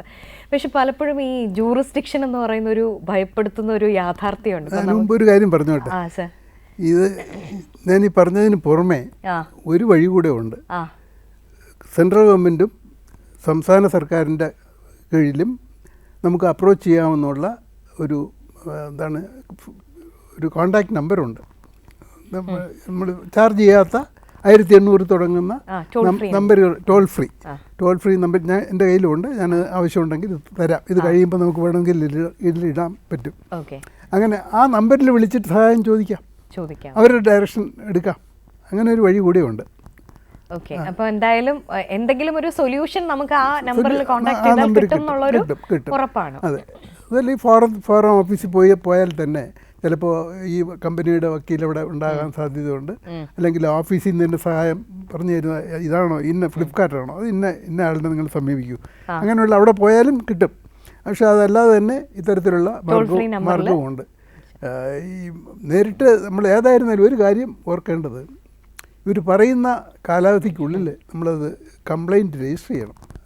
ഈ കോടതിയിലല്ല, ഫോറത്തിലല്ല, ഏത് കമ്പനിയിൽ നിന്നാണോ വാങ്ങുന്നത് അവർ പറയുമല്ലോ നിങ്ങൾക്ക് എന്തെങ്കിലും ഇതിൽ ഇത് ഡിഫക്റ്റ് ഉണ്ടെന്നുണ്ടെങ്കിൽ സാധനം തിരിച്ചു തരാം ഉടൻ തന്നെ. അത് നിങ്ങൾ അപ്പോൾ അവിടുന്ന് അവർ വിളിക്കും, എന്താണ് കാര്യം, എന്താണ് നിങ്ങളുടെ കംപ്ലൈൻറ്റ്, സോഫ്റ്റ്വെയർ ആണോ ഹാർഡ്വെയർ ആണോ വേറെ ഏതെങ്കിലും കാര്യമാണോ, സാധനമേ കിട്ടിയില്ല എന്നാണോ. അപ്പോൾ നമുക്കത് പറഞ്ഞു കഴിഞ്ഞാൽ അവരത് കഴിഞ്ഞിട്ട് ഒരു മറുപടിയും തരും. അത് ഞങ്ങൾ സാധനം തിരിച്ചെടുത്തോളാനായിട്ട് നിർദ്ദേശം കൊടുത്തിരിക്കുകയാണ്. എൻ്റെ അനുഭവത്തിൽ അതുവരെ ഒരു കുഴപ്പമില്ല, തിരിച്ചെടുത്തോളാൻ പറഞ്ഞു, തിരിച്ചയക്കാനും പറഞ്ഞു. അത് കഴിഞ്ഞിട്ടാണ് ഈ വിൻഡോ അടഞ്ഞു പോകുന്നത്. അപ്പോൾ അവിടെ നമുക്ക് പിന്നെ ഈ ഫോറത്തിലോട്ട് പോകാതെ ഒരു വഴി ഇല്ല എന്നുള്ളതാണ്. സാറേ, ഞാൻ ചോദിക്കാൻ വന്നത് ഈ ജൂറിസ്ഡിക്ഷനുമായി ബന്ധപ്പെട്ട പ്രശ്നങ്ങൾ, അതായത് ഇപ്പോൾ പലപ്പോഴും മനസ്സിലായി ജൂറിസ്ഡിക്ഷനെ പറ്റി ഇപ്പോഴും ഒരു പ്രശ്നവുമില്ല. നേരത്തെ ഏത് കമ്പനിയാണോ അല്ലെങ്കിൽ സേവനദാതാവാണോ അവരുടെ അഡ്രസ്സ് കണ്ടുപിടിച്ച് അതിൽ തന്നെ അവിടെ മാത്രമേ ജൂറിസ്ഡിക്ഷൻ ഉള്ളൂ. അത് മാറി, അത് കോടതിയിൽ ഉള്ള ഒരു നടപടിയാണ്. പ്രതി താമസിക്കുന്ന സ്ഥലത്ത് അല്ലെങ്കിൽ അവർ ജോലി ചെയ്യുന്ന സ്ഥലത്ത് ജൂറിസ്ഡിക്ഷൻ. ഇപ്പോൾ ഇത് മാറിയിട്ട് പുതിയ നിയമത്തിൽ അതിൻ്റെ ആവശ്യമില്ല. ഈ ഉപഭോക്താവ് എവിടെയുണ്ടോ അവിടെ തന്നെ പോകാം. അപ്പോൾ അത് ഒരു പ്രശ്നമേ അല്ല. ഇപ്പോൾ അവരിങ്ങോട്ട് വരട്ടെ, അവിടെയാണ് ഗാന്ധിജി പറഞ്ഞ കാര്യമാണ്. സേവനദാതാവ് ഇങ്ങോട്ട് വരണം, അല്ലാതെ കസ്റ്റമർ അങ്ങോട്ട് പോകേണ്ടതല്ല, അതല്ല ശരി എന്ന് പറഞ്ഞില്ലേ. അതാണ് ഇപ്പോഴും നിയമത്തിൽ മാറ്റം വന്നിരിക്കുന്നത്, നല്ല മാറ്റമാണ്. സർ, ഈ സാധാരണഗതിയിൽ എന്തൊക്കെ വിഷയങ്ങളിലാണ് കൺസ്യൂമറിന് കോടതിയെ അല്ലെങ്കിൽ ഈ പറഞ്ഞ ഇത്തരത്തിലുള്ള ഫോറങ്ങളെ സമീപിക്കാൻ സാധിക്കുന്നത്? ഇപ്പോൾ ഒരു പ്രോഡക്റ്റ് വാങ്ങുന്നതുമായിട്ട് ബന്ധപ്പെട്ടിട്ടുള്ള ഏതൊക്കെ സ്റ്റേജിലുള്ള എന്തൊക്കെ പ്രശ്നങ്ങൾക്ക് നമുക്കൊരു സൊല്യൂഷൻ ലഭിക്കും എന്നുള്ളതാണ്. ഇത് സേവനദാതാവ് നിശ്ചയിച്ചാൽ മതി. ഈ സ്റ്റിക്കിംഗ് എന്ന് നമ്മൾ പറഞ്ഞില്ലേ, നമ്മൾ പ്രതീക്ഷിച്ച സാധനം കിട്ടിയോ, അവർ പറഞ്ഞിരുന്ന ഇത് സാധനം വന്നാൽ ഇന്ന രീതിയിൽ അത് പ്രവർത്തിക്കും, ഇന്ന കാര്യത്തിന് ഉപയോഗിക്കാം, തുണിയിലെ കറകൾ അത് മായും, ഇതൊക്കെ പറഞ്ഞ് നമ്മൾ വിശ്വസിച്ചാണല്ലോ. ഇതിൽ ഏത് കാര്യമാണെങ്കിലും നമ്മൾ സാധനം കയ്യിൽ കിട്ടുമ്പോൾ ആ രീതിയിലല്ല എന്നുണ്ടെങ്കിൽ നമുക്ക് കാസ് ഓഫ് ആക്ഷനായി. അത് സാധനം തിരിച്ച് അവരെടുക്കണം. ഇപ്പോൾ ഈ ആമസോണൊക്കെ തിരിച്ച് ചോദിക്കും, സാധനം വന്നു കഴിഞ്ഞാൽ ഉടൻ തന്നെ അവർ ഇങ്ങോട്ട് മെസ്സേജ് അയച്ച് ചോദിക്കും, നിങ്ങൾക്ക് സാധനം കിട്ടിയോ, എന്തെങ്കിലും പരാതി ഉണ്ടോ, നിങ്ങൾ പറയുന്ന രീതിയിൽ പ്രവർത്തിക്കുന്നുണ്ടോ, ഇല്ലെങ്കിൽ തിരിച്ചു തരാം എന്നൊക്കെ. ആ ഘട്ടത്തിൽ അവർ പെർഫെക്റ്റാണ്. അപ്പോൾ അതുപോലത്തെ ഒരു സംവിധാനം നമുക്ക് അവൈലബിളാണ്. അത് കഴിഞ്ഞിട്ട് പിന്നീടാണ് ഈ പ്രശ്നങ്ങൾ വരുന്നത്. അപ്പോൾ അതുകൊണ്ട് സേവനദാതാവിനെ സംബന്ധിച്ചിടത്തോളം നമുക്ക് തൃപ്തിയായോ, അതാണ് ചോദ്യം. അല്ലാതെ അവരുടെ തൃപ്തി ആയില്ലെങ്കിൽ ഈ പറഞ്ഞതുമായിട്ട് ഏത് തരത്തിലാണ് ഒരു വേരിയൻസ് വരുന്നത്, വ്യത്യാസം വരുന്നത് എന്നുള്ളത് ചൂണ്ടിക്കാട്ടിയാൽ നമുക്ക് സാധനം ഒന്നിലവർക്ക് തിരിച്ചു കൊടുത്തിട്ട് വാങ്ങിക്കാം, അല്ലെങ്കിൽ അതിൻ്റെ നഷ്ടപരിഹാരം വാങ്ങിക്കാം. അല്ലെങ്കിൽ ഇത് ചിലപ്പോൾ ഈ ലിക്വിഡ് അപ്ലൈ ചെയ്യുമ്പോൾ തുണി കീറുകയായിരിക്കും, കറ മാത്രമല്ല പോകുന്നത് കീറും. ഷർട്ടിൻ്റെ വിലയും എല്ലാം നമുക്ക് വാങ്ങിക്കാം, എല്ലാം തരാൻ ബാധ്യതയുണ്ട്. അപ്പോൾ പിന്നെ ഇതിനു വേണ്ടി നമ്മൾ ചിലവാക്കിയ സമയം, അതിന് വേണ്ടിയിട്ടുള്ള അഡ്വക്കേറ്റിൻ്റെ സഹായം ആവശ്യപ്പെട്ടുണ്ടെങ്കിൽ അദ്ദേഹത്തിന് കൊടുത്ത ഫീസ്, ഇതെല്ലാം അതിലോട്ട് നഷ്ടപരിഹാരം എന്ന് പറഞ്ഞാൽ ഇതെല്ലാം ചേർന്നതാണ്. സർ, ഈ സമീപകാലത്തായിട്ട് കഴിഞ്ഞ കുറച്ച് വർഷങ്ങളായിട്ടെന്ന് തന്നെ വേണമെങ്കിൽ പറയാം, ഇപ്പം നമ്മുടെ സോഷ്യൽ മീഡിയയിൽ ഇൻഫ്ലുവൻസേഴ്സ് എന്ന് പറയുന്ന ഒരു കാറ്റഗറി, ഇപ്പോൾ ഒരു മേക്കപ്പ് പ്രോഡക്റ്റ് ആണെങ്കിലും അവരുപയോഗിച്ചു ഇത് നല്ലതാണ് എന്ന് പറഞ്ഞ് റെക്കമെൻഡ് ചെയ്യുന്ന, എനിക്ക് തോന്നുന്നു ഇപ്പോൾ ഒരു അഡ്വർടൈസ്മെൻ്റ് ഒരു പ്രധാനമായിട്ട് ഈ തരത്തിൽ തന്നെ ഒരുപാട് അഡ്വർടൈസ്മെൻറ്റ്സ് നടക്കുന്നുണ്ട്. ഈ ഇൻഫ്ലുവൻസേഴ്സിനെ വിശ്വസിച്ച് പലരും വാങ്ങിച്ച് ഉപയോഗിച്ചിട്ട് പ്രശ്നങ്ങൾ ഉണ്ടാവുന്നതും ഹെൽത്ത് ഇഷ്യൂസ് പോലും ചിലതൊക്കെ നമ്മൾ വാർത്തകളിൽ കേട്ടിട്ടുണ്ട്. അപ്പോൾ ഈ ഇൻഫ്ലുവൻസേഴ്സും ലയബിളായി മാറുമോ? അതുപോലെ ഈ പരസ്യം എന്ന് പറയുമ്പോൾ നമ്മൾ സെലിബ്രിറ്റീസിനെ വിശ്വസിച്ച് അവരുടെ പരസ്യം കണ്ട് വാങ്ങുന്ന ഉപഭോക്താക്കൾ പലപ്പോഴും കോടതിയിൽ പോയിട്ട് റീസെൻ്റായിട്ടും അങ്ങനെ നമ്മളൊരു സെലിബ്രിറ്റിക്ക് ഇതുപോലെ അതുമായി ബന്ധപ്പെട്ടൊരു വാർത്ത വായിക്കുകയുണ്ടായി. എങ്ങനെയാണ് അവർക്ക് ലയബിലിറ്റി വരുന്നത്? ഇപ്പോൾ പരസ്യങ്ങളൊക്കെ ഇനി ഏറ്റെടുക്കുമ്പോൾ എല്ലാം ചിലപ്പോൾ ഉപയോഗിച്ചിട്ടൊന്നും ഒരു സെലിബ്രിറ്റിക്ക് ചിലപ്പോൾ അതിന് അതിന്റെ ഭാഗമാവാൻ പറ്റണം എന്നില്ല. അപ്പൊ അവരിലേക്ക് ഒരു സമ്മർദ്ദം എത്തുകയാണ്. ഇതെങ്ങനെയാണ് സർ? മോഹൻലാലിനും പറ്റിയെന്ന് തോന്നുന്നു. അപ്പൊ എങ്ങനെയാണത് നമുക്ക് സാധിക്കുന്നത്? അല്ല, അത് അങ്ങനെ അഡ്വർടൈസ്മെൻറ്റിൽ ഇത് പറഞ്ഞു എന്ന് പറഞ്ഞ് ആരെയും ഇതുവരെ ലേബിളാക്കിയതായിട്ട് എൻ്റെ ശ്രദ്ധയിൽപ്പെട്ടിട്ടില്ല. അവർ പരസ്യം സംബന്ധിച്ച ഒരു കോൺട്രാക്റ്റാണ്. അവർ പറയുന്ന കാര്യങ്ങൾ നമ്മൾ അവതരിപ്പിക്കുന്നു എന്നല്ലാതെ 100% ഗ്യാരണ്ടി ഞാൻ ഉപയോഗിച്ചു, നിങ്ങൾ വാങ്ങിച്ച് ഉപയോഗിച്ചാൽ നിങ്ങൾക്ക് എൻ്റെ ഗ്യാരണ്ടി എന്ന് പറഞ്ഞാൽ ഒരു പക്ഷേ വ്യത്യാസം ഉണ്ടായിരിക്കും. അതല്ലാതെ അതിനെപ്പറ്റി ഒരു അവതരണം നടത്തി എന്ന് പറഞ്ഞിട്ട് വേറെ പ്രശ്നങ്ങളൊന്നും ഉള്ളതായതായിട്ട് ഇതുവരെ അങ്ങനെ ഒരാളിന് ശിക്ഷിച്ചതായിട്ട് കണ്ടിട്ടില്ല. അതേസമയത്ത് അതിൽ പറയുന്ന ഇതാരാണോ ഈ അഡ്വർടൈസ്മെൻറ്റ് കൊടുത്തത്, ആരാണോ അതുകൊണ്ട് ഗെയിൻ ഉണ്ടാക്കി നഷ്ടം ഈ കൺസ്യൂമർക്ക് ഉണ്ടാക്കിയത്, അവരതിന് ഉത്തരവാദികളാവും. അത് മാനുഫാക്ചററും ഉത്തരവാദിയാണ്, ഇത് സെല്ലറും ഇതിൻ്റെ ഇടയ്ക്ക് നിൽക്കുന്ന ആളുകളും എല്ലാവരും അതിന് ഉത്തരവാദികളാണ്. സർ, ഈ ഫുഡ് അഡൾട്രേഷനുമായിട്ട് ബന്ധപ്പെട്ടിട്ടുള്ളത് വളരെ കോമൺ ആയിട്ട് നടക്കുന്നൊരു പ്രശ്നമാണ്. അവിടെയും ഈ പറഞ്ഞ പോലെ ഒരു എൻഡിലൊരു കൺസ്യൂമർ ഉണ്ടല്ലോ. അപ്പോൾ അതുമായി ബന്ധപ്പെട്ട പ്രശ്നങ്ങൾക്ക് നമുക്ക് എങ്ങനെയാണ് അതിനൊരു സൊല്യൂഷൻ ഉണ്ടാക്കാൻ പറ്റുന്നത്? അത് ഈ ഫുഡ് അഡൾട്രേഷൻ ആക്ട് ഇപ്പം മാറിയിട്ട് ഫുഡ് സേഫ്റ്റി ആക്ട് ആയിട്ട് വന്നിട്ടുണ്ട്. പക്ഷേ ഈ ഇത്തരം നിയമങ്ങളിൽ എന്തെല്ലാം വ്യവസ്ഥകളുണ്ടെങ്കിലും അതിന് പുറമേ തന്നെ protection act, consumer protection act വരും. ഇപ്പോൾ റെറയുടെ കാര്യത്തിലൊക്കെ അത് വ്യക്തമാക്കിയിട്ടുണ്ട്. അതിനകത്ത് തന്നെ റെറയ്ക്ക് തന്നെ നഷ്ടപരിഹാരം തരാനൊക്കെ വ്യവസ്ഥയുണ്ടെങ്കിലും അത് തൃപ്തിയില്ല, അല്ലെങ്കിൽ അതിൽ കൂടുതൽ കിട്ടണം. അവർ തരുന്നത് ആ പ്രോഡക്റ്റിൻ്റെ ഉണ്ടായ ആ കെട്ടിടത്തിനെ സംബന്ധിച്ചുള്ള നഷ്ടം മാത്രമേ ഉള്ളൂ. നമ്മുടെ ജനറലായിട്ടുള്ള ഡാമേജസ് അവർ തന്നൊന്നും വരില്ല. അതിന് അത്രയും ദിവസം നമ്മൾ വേറൊരു വീട് വാടകയ്ക്ക് എടുത്തു, അവിടെ താമസിച്ചു, അത്തരത്തിലുള്ളതില്ലേ മാനസികമായ ബുദ്ധിമുട്ടുകൾ, അതിനൊക്കെ അവർ തന്നൊന്നും വരില്ല.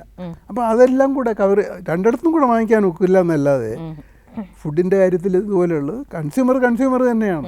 കൺസ്യൂമർ പ്രൊട്ടക്ഷൻ ആക്ട് അനുസരിച്ചുള്ള പരിഹാരം തേടാൻ അത് തടസ്സമല്ല.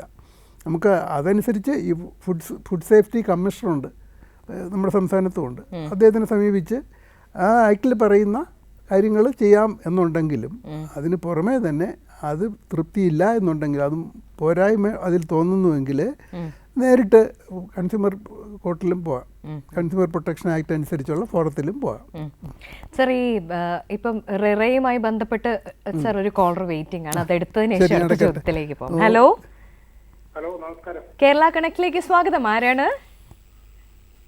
ഞാൻ പന്തളത്തു നിന്നാണ് വിളിക്കുന്നത്. ഓക്കെ, നമുക്ക് അതിഥിയായിട്ടുള്ളത് ജസ്റ്റിസ് ഹരിഹരൻ സാറാണ്. സംസാരിച്ചോളൂ സാറിനോട്.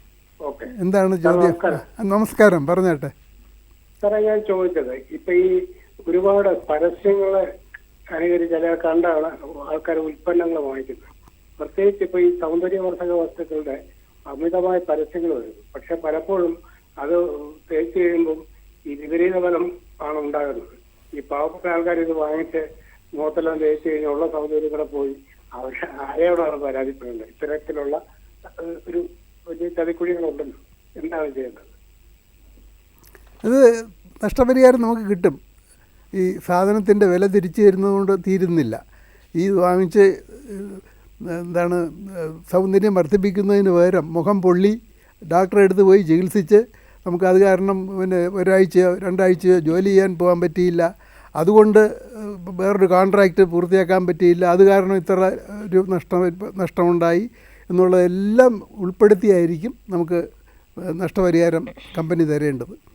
അപ്പോൾ അങ്ങനെ ഉണ്ടെങ്കിൽ അതിനുള്ള തെളിവ് കൂടെ നമ്മൾ കൊടുക്കണം എന്നുള്ളതാണ്. അപ്പോൾ അങ്ങനെ എന്തെല്ലാം ചെയ്യാം? അവർ സാധനം ഈ അഡ്വർടൈസ്മെൻറ്റ് വീഡിയോ എടുത്ത് വെച്ചിട്ടുണ്ടെങ്കിൽ അത് ഉപയോഗിക്കാം. അല്ലെങ്കിൽ പേപ്പറിൽ അവരുടെ പരസ്യമുണ്ട്, ഇന്ന കാര്യങ്ങൾ ഇതുകൊണ്ടുള്ള ഗുണം ഇന്നതൊക്കെയാണ് എന്ന് പറഞ്ഞുള്ള പേപ്പർ കട്ടിങ് എടുക്കാം. സാധനം വാങ്ങിച്ചതിൻ്റെ ബില്ല് എടുക്കാം. ഇത് കഴിഞ്ഞിട്ട് നമ്മുടെ മുഖം എങ്ങനെയാണ്, എന്തെല്ലാം കുഴപ്പമുണ്ടായിരുന്നുള്ളതിൻ്റെ ഫോട്ടോയോ വീഡിയോ ഒക്കെ എടുത്ത് വയ്ക്കാം. ഡോക്ടറെ അടുത്ത് പോകുമ്പോൾ ഡോക്ടർ പറയുന്ന ഡോക്ടറുടെ പ്രിസ്ക്രിപ്ഷൻ, ഡോക്ടർ പറയുന്ന മരുന്നുകൾ വാങ്ങിച്ച് ഉപയോഗിച്ചതിൻ്റെത്, എത്ര നാൾ ചികിത്സ അങ്ങനെ തുടർന്നു, ഇങ്ങനെയുള്ള കാര്യങ്ങൾ തെളിയിക്കാനുള്ള രേഖകൾ നമ്മൾ കൈവശം സൂക്ഷിക്കണം. കഴിയുന്നത്ര പരാതി നമുക്ക് കൺസ്യൂമർ പ്രൊട്ടക്ഷൻ്റെ ഫോറം ഉണ്ടല്ലോ, കമ്മീഷൻസ്, സ്റ്റേറ്റ് കമ്മീഷൻ, 1 കോടി വരെയുള്ളത് ജില്ലാ കമ്മീഷനാണ്. മുമ്പ് ഫോറം എന്ന് പറഞ്ഞിരുന്നു, ഇപ്പോൾ ജില്ലാ ഉപഭോക്തൃ കമ്മീഷൻ. അത്തരം പരാതി വന്നാൽ എത്ര കാലതാമസം ഉണ്ടാകും? കാലതാമസത്തിൻ്റെ കാര്യത്തിൽ മാത്രം ഒരു ഗ്യാരണ്ടിയും ഇപ്പോൾ പറയാനൊക്കില്ല. ഈ പറയുന്ന എതിർകക്ഷി നോട്ടീസ് നടത്തുക എന്നുള്ളതാണ് ആദ്യത്തെ ദുർഘടം. ശരിയായ അഡ്രസ്സൊന്നും ചിലപ്പോൾ പലപ്പോൾ കണ്ടില്ല എന്ന് വരും. നമ്മൾ അത് കിട്ടി അവർക്ക് നോട്ടീസ് കൊടുത്തല്ലാതെ ഈ സംവിധാനം, നമ്മുടെ നിയമ സംവിധാനം ഏത് കാര്യമായിരുന്നാലും ആദ്യത്തേത് ആർക്കെതിരെയാണോ പരാതി പറയുന്നത് ആ ആളിന് പരാതിയുടെ ഉള്ളടക്കം കൈമാറണം. എന്നിട്ട് അയാൾക്ക് ഒരു സന്ദർഭം കൊടുക്കണം. ഇത് ശരി, എന്താണ് ഇതിന് പറയാനുള്ളത്, ജസ്റ്റിഫിക്കേഷൻ എന്താണ്, അങ്ങനെ എന്തെങ്കിലും ന്യായീകരണം ഉണ്ടോ എന്നുള്ള ഒരു മറുപടി കിട്ടാതെ ഒരു കോടതിക്കും മുന്നോട്ട് പോകാൻ ഒക്കില്ല. അല്ലെങ്കിൽ നോട്ടീസ് അയച്ചിട്ട് ആൾ വരാതിരിക്കണം, മനഃപൂർവ്വം മറുപടി കൊടുക്കുന്നില്ല എങ്കിൽ ഉപഭോക്തൃ കമ്മീഷന് എക്സ്പാർട്ടിയായിട്ട് അവരെ കേൾക്കാതെ തന്നെ നമ്മുടെ വാദങ്ങൾ സ്വീകരിച്ചുകൊണ്ട് ഉത്തരവ് പുറപ്പെടുവിക്കാം. പക്ഷേ ഈ ആദ്യ ഘട്ടത്തിൽ വരുമ്പോൾ താങ്കളുടെ ചോദ്യം എത്ര താമസിക്കും എന്നുള്ളതാണ്. ഈ ശരിയായ അഡ്രസ്സിൽ ഇവരുടെ നോട്ടീസ് നടത്തുക എന്നുള്ളതാണ് ആദ്യത്തെ പ്രശ്നം. അത് സാധാരണഗതിയിൽ പോസ്റ്റിൽ അയക്കാം. ഇപ്പോഴത്തെ പുതിയ നിയമത്തിൽ കൊറിയർ സംവിധാനത്തിന് അയക്കാവുന്നുണ്ട്. പല കമ്മീഷനുകളും പറയുന്നത് കേൾക്കൂ, പല കമ്മീഷനുകളും വാട്സാപ്പ് മുഖാന്തരവും ഇമെയിൽ മുഖാന്തരവും എല്ലാം അയക്കുന്നുണ്ട്. വാട്സാപ്പിൽ ഈ നോട്ടീസ് അവർക്ക് കിട്ടിയെന്ന് കാണിക്കാൻ എന്തോ ഒരു ബ്ലൂ ഇൻഡിക്കേറ്റർ ഉണ്ടെന്ന് പറയുന്നു. അതിൻ്റെ വീഡിയോയൊക്കെ എടുത്ത് വെച്ചാൽ അത് മതിയാവും ഇവർക്ക് നോട്ടീസ് കിട്ടി എന്നുള്ളതിന്. അങ്ങനെ ഉണ്ടെങ്കിൽ അത് വെച്ചിട്ട് തന്നെ മുന്നോട്ട് പോകാനൊക്കും. അപ്പോൾ ഒരു കൃത്യമായ കാലാവധി പറയാനായിട്ട് ബുദ്ധിമുട്ടുണ്ട്. ഈ അവരുടെ സർവീസ് നോട്ടീസ് നടക്കണം, അവരുടെ മറുപടി വരണം, അതിനെ തുടർന്ന് തെളിവെടുക്കണം. ഇത്രയും കാര്യങ്ങളിലാണ് താമസം വരാമെന്നുള്ളത്. അപ്പോൾ ഒരു കൃത്യമായ കാലാവധി പറയാനായിട്ട് ബുദ്ധിമുട്ടുണ്ട് ഇന്നത്തെ സാഹചര്യത്തിൽ. Okay, thanks for calling sir. അടുത്തൊരു ചോദ്യം എനിക്ക് ചോദിക്കാനുള്ളത്, നമ്മൾ പലപ്പോഴും ലെറയെ പറ്റി എന്തോ ചോദിക്കാൻ തുടങ്ങിയായിരുന്നു. ലെറയിലേക്ക് തന്നെ വരാം സർ. അതായത് ഈ നമ്മളൊരു പരസ്യം കണ്ട് വാങ്ങുന്നതിനെ കുറിച്ച് ആയിരുന്നല്ലോ പ്രീവിയസ് കോളർ സംസാരിച്ചപ്പോൾ. റെറയിലും എനിക്ക് തോന്നുന്നു അതായത് നിങ്ങൾ പിക്ചറിൽ പ്രൊജക്റ്റ് ചെയ്യുന്ന പ്രോഡക്റ്റ് എന്താണോ അതേ പ്രോഡക്റ്റ് തന്നെ തരണം. പക്ഷേ പലപ്പോഴും അതിൻ്റെ താഴെ ഈ പിക്ചറിൽ ഉള്ളതിൽ നിന്ന് സ്ലൈറ്റ് വേരിയേഷൻ ചിലപ്പോൾ വന്നേക്കാമെന്ന് നമ്മൾ വസ്ത്രങ്ങളൊക്കെ വാങ്ങുമ്പോൾ. സ്ലൈറ്റ് വേരിയേഷൻ അല്ല, ഒരു സ്ഥലത്ത് കെട്ടിടത്തിൽ കയറി അയാളെത്തോന്ന് അടുത്ത മുറിയിൽ ചുവരിൽ ഇടിച്ചപ്പോൾ പ്ലൈവുഡാണ് പെയിന്റ് അടിച്ച് ചോര് പോലെ വെച്ചിരിക്കുന്നു. പക്ഷെ 2 മുറികളെ വേർതിരിക്കുന്നത് പ്ലൈവുഡാണ്. അങ്ങനെയൊക്കെ പറ്റും. അതെ സർ, അത്തരം സാഹചര്യങ്ങളിൽ എങ്ങനെയാണ് എന്നുള്ളതാണ്. അതായത് ഈ റിറേ അടക്കമുള്ള കാര്യങ്ങളിൽ കാണിക്കുന്ന പ്രോഡക്റ്റ് ഇപ്പോൾ സാർ പറഞ്ഞു, ഇപ്പോൾ പ്ലൈവുഡ് തന്നെ പല ഗ്രേഡ്സ് ഓഫ് പ്ലൈവുഡ് ഉണ്ട്. അതിൽ ഏത് ഗ്രേഡിലെ പ്രോഡക്റ്റാണ് ഒരു കൺസ്യൂമറിന് തരുന്നത് അല്ലെങ്കിൽ കസ്റ്റമറിന് തരുന്നതെന്നുള്ളത് ചിലപ്പോൾ അയാൾക്ക് മനസ്സിലാക്കാൻ പറ്റിക്കൊള്ളണം എന്നില്ല. ചിലപ്പോൾ ആ വീട്ടിലൊക്കെ താമസം തുടങ്ങി കഴിയുമ്പോഴായിരിക്കാം ഒരു മാസം 2 മാസം കൊണ്ട് പെയിൻറ്റ് ഇളകാൻ തുടങ്ങുന്നത്. ഇപ്പോൾ പല വീടുകളിലും അങ്ങനെയുള്ള എക്സ്പീരിയൻസസ് ഉണ്ടല്ലോ. അപ്പോൾ അത്തരം കേസസും എല്ലാം നമുക്ക് ഈ കൺസ്യൂമർ കമ്മീഷൻ തീർച്ചയായിട്ടും കൺസ്യൂമർ അതിന് മുമ്പ് തന്നെ റിറയിൽ തന്നെ ട്രൈ ചെയ്ത് നോക്കാം.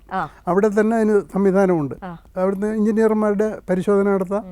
ചോരാണെന്ന് പറയുമ്പോഴത്തേക്ക് ആരും പ്ലൈവുഡ് അല്ല പ്രതീക്ഷിക്കുന്നത്. അപ്പോൾ അത് എന്തുകൊണ്ട് അത് മറച്ചു വെച്ചു, അപ്പാരൻ്റായിട്ട് ഇങ്ങനെ ചോര പോലെ കാണിച്ചു. അപ്പോൾ അതിനെല്ലാം അവിടെ പുതിയ ചോര് കെട്ടാനുള്ള ചിലവ് ഉൾപ്പെടെ അത് താങ്ങുമോ എന്നുള്ളത് വേറെ പ്രശ്നം. നമുക്കത് ശരിയായ രീതിയിൽ റിപ്പയർ ചെയ്തെടുക്കാനുള്ള നഷ്ടപരിഹാരവും, അതല്ലാതെ ടോട്ടലായിട്ടത് നമുക്കൊരു വീടായിട്ട് ഉപയോഗിക്കാൻ പറ്റുന്നില്ല എന്നുണ്ടെങ്കിൽ അതിനുള്ള ഫുൾ റീഫണ്ട് തന്നെ ഓർഡർ ചെയ്യാൻ പറ്റും. അത് റിറയിലും തരാം, കൺസ്യൂമർ പ്രൊട്ടക്ഷൻ. ഈ റെറയിൽ ഇപ്പോൾ പല ഫ്ലാറ്റിൻ്റെ പ്രോജക്ട്സും ഒക്കെ നമ്മൾ റെറ രജിസ്റ്റേർഡ് ആയിട്ടുള്ള പ്രോജക്ട്സ് എന്ന് പറഞ്ഞ് കാണാറുണ്ട്. ഇതല്ലാത്ത ഇപ്പം ഇൻഡിപെൻഡൻറ്റ് ഹൗസസ് ഒക്കെ വാങ്ങുന്ന കേസസിലും നമുക്ക് ഇതുപോലെ റിറ രജിസ്റ്റേർഡ് അല്ലായിരിക്കാം ആ പ്രോജക്റ്റ്, പക്ഷേ ഉപഭോക്താവിന് സമീപിക്കാൻ സാധിക്കുമോ റിറയെ? അങ്ങനെ തീർച്ചയായിട്ടും. ബിൽഡർ ആണെങ്കിൽ രജിസ്റ്റർ ചെയ്യണമെന്നുണ്ട്. രജിസ്റ്റർ ചെയ്തിട്ടില്ല എന്ന് നമ്മൾ കൊടുത്താൽ ഉടനെ അവർ പിടിക്കും. നമ്മൾ രഹസ്യമായിട്ട് ഉള്ള അല്ലെങ്കിൽ വലിയ രീതിയിലല്ലാതെ ഒരു 5 യൂണിറ്റ് വെച്ച് കൊടുക്കുന്ന ആളുകളുണ്ടല്ലോ, ചെറിയ കോൺട്രാക്ട്, അവരൊക്കെ ഇതിൽ വരുന്നതാണ്. അവർ രജിസ്റ്റർ ചെയ്തിട്ടില്ലെങ്കിൽ രജിസ്റ്റർ ചെയ്യിക്കണം. ആദ്യം നമ്മൾ വിവരം അറിയിച്ചാൽ അവർക്ക് നോട്ടീസ് പോകും, അവരെ കൊണ്ട് രജിസ്റ്റർ ചെയ്യിക്കും. അവർക്കും ഇത് ബാധകമാണ്, വലിയ കമ്പനികൾക്ക് മാത്രമല്ല. ചെറിയ കോൺട്രാക്ടേഴ്സ് വീട് വെച്ച് കൊടുക്കുന്നത്, അതായത് ഒരു വീട് വെച്ച് അത് വിറ്റ് അടുത്ത പ്രോജക്റ്റ് ചെയ്യുന്ന അങ്ങനെയുള്ളവരും ഇതിന്റെ പെർവ്യൂവിൽ തീർച്ചയായിട്ടും എല്ലാവരും വരും. വലുതോ ചെറുതോ എന്നുള്ളതല്ല, സേവനം നിശ്ചിത രീതിയിലല്ലെങ്കിൽ അവർ പറയുന്ന പ്രൊജക്റ്റ് ചെയ്യുന്ന ആ കാര്യങ്ങൾ വേണം. സാധാരണക്കാരന് നേരത്തെ പറഞ്ഞ പോലെ ചുവരെന്ന് പറയുമ്പോൾ ചുവരാണ്, അത് പ്ലൈവുഡെന്ന് പറഞ്ഞാൽ കാര്യമില്ല.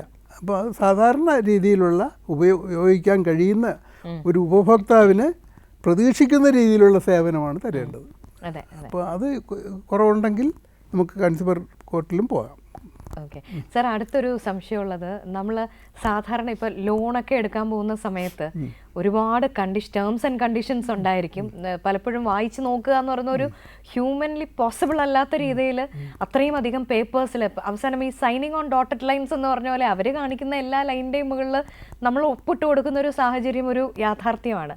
സിമിലറായിട്ട് നമ്മൾ ഈ ഡിജിറ്റൽ പ്ലാറ്റ്ഫോംസിനെ കുറിച്ച് ചർച്ച ചെയ്യുന്നതുകൊണ്ടാണ് ഞാൻ ഈ ചോദ്യം ചോദിക്കുന്നത്. പലപ്പോഴും നമ്മൾ പല ആപ്പും ഡൗൺലോഡ് ചെയ്ത് എന്തെങ്കിലും ചെയ്യുന്ന സമയത്ത് ടേംസ് ആൻഡ് കണ്ടീഷൻസ് കുനുകുനായുള്ള അക്ഷരങ്ങളിൽ വന്നിട്ട് താഴെ നമ്മളത് ടിക്ക് ചെയ്ത് കൊടുത്തു കഴിഞ്ഞാൽ മാത്രമേ അടുത്തത് അതും വായിച്ച് ഒരുപക്ഷെ ചെയ്യാന്ന് പറയുന്നത് നമ്മുടെ കണ്ണുകൾക്ക് എളുപ്പം നടക്കുന്ന കാര്യമല്ല, നമ്മുടെ ക്ഷമയ്ക്കും സാധ്യമായിട്ടുള്ള ഇങ്ങനെയുള്ള സാഹചര്യങ്ങളിൽ ഇതൊരു വൺ സൈഡഡ് കോൺട്രാക്റ്റ് ആയി പോകുന്നത് പലപ്പോഴും നമ്മൾ കണ്ടിട്ടുണ്ട്. അപ്പൊ അങ്ങനെയുള്ള ഉപഭോക്താക്കളെ എങ്ങനെ നമുക്ക് സംരക്ഷിക്കാൻ പറ്റും? ഈ പറഞ്ഞല്ലോ കുനുകുന ഉള്ള അക്ഷരം വായിക്കാൻ സാധിക്കാത്ത രീതിയിൽ അത് പോരാ, അത് നിയമത്തിൻ്റെ പ്രോപ്പറായിട്ടുള്ള ഒരു കംപ്ലയൻസ് ആയിട്ട് സ്വീകരിക്കില്ല എന്ന് പറഞ്ഞ് തന്നെ വിധിന്യായങ്ങളുണ്ട്. സാധാരണക്കാരൻ കൺസ്യൂമർ സാധാരണക്കാരനാണ്, ആ സാധാരണക്കാരന് മനസ്സിലാകുന്ന രീതിയിൽ വേണം.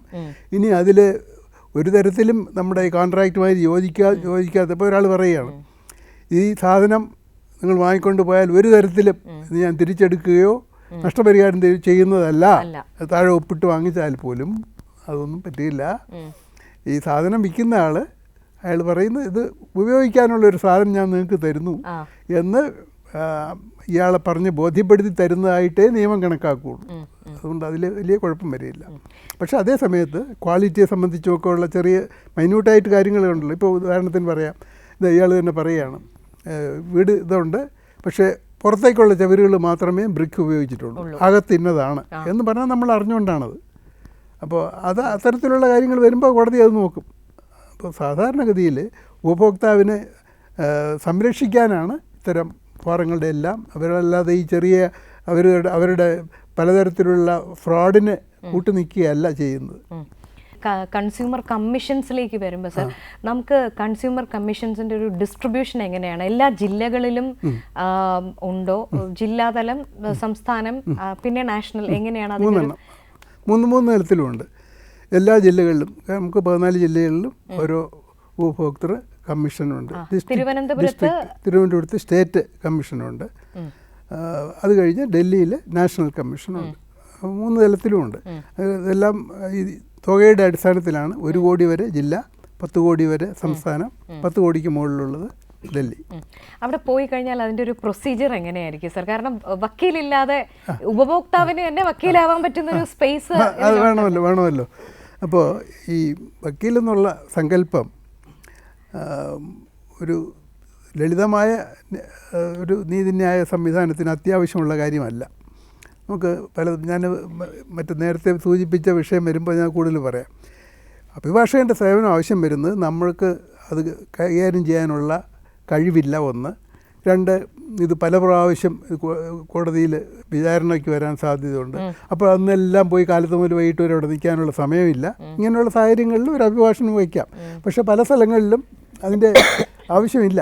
ഉദാഹരണത്തിന് ഞാനിരുന്ന ഓംബുഡ്സ്മാൻ സംവിധാനത്തിൽ നിയമത്തിൽ പറഞ്ഞിട്ടുണ്ട്, advocate shall not be allowed to appear except for reasons to be recorded by the commission, by the ombudsman. ഈ കേസിലെ പ്രത്യേക സാഹചര്യത്തിൽ അഭിഭാഷകൻ്റെ ആവശ്യമുണ്ട്, അതുകൊണ്ട് അനുവദിക്കുന്നു. അങ്ങനെ പ്രത്യേക ഒരു ഓർഡർ ഇല്ലെങ്കിൽ അഭിഭാഷകന് അവിടെ ആവശ്യമില്ല. കാരണം നേരിട്ട് കേൾക്കേണ്ട കാര്യമേ ഉള്ളൂ, ലളിതമായിട്ടുള്ള കാര്യം. ഇവിടെയും അത് തന്നെയാണ്. ആൾക്ക് നേരിട്ട് തന്നെ അപ്പയർ ചെയ്യാം, ഇത്രയേ ഉള്ളൂ. ഇതാ എൻ്റെ ഇന്ന നോട്ടിഫിക്കേഷൻ കണ്ടുകൊണ്ടാണ്, പരസ്യം കണ്ടുകൊണ്ടാണ് ഞാൻ കൊടുത്തത്, പിന്നെ അത് എഴുതി കൊടുക്കുക. അതിനുള്ള തെളിവുകളും കൊടുത്തു കഴിഞ്ഞാൽ മറുഭാഗം അവർക്ക് നോട്ടീസ് കൊടുക്കും. അവർ വന്ന് അവരുടെ മറുപടി എന്താണെന്ന് കേട്ടിട്ട് ഈ കമ്മീഷൻ തന്നെ തീരുമാനിക്കാനുള്ള കാര്യമേ ഉള്ളൂ. ഇത് വലിയ നിയമ പ്രശ്നങ്ങളൊന്നും ഇതിലില്ല. ഒരാൾ സാധനം വിൽക്കുന്നു, ഒരാൾ വാങ്ങിക്കുന്നു, അല്ലേ?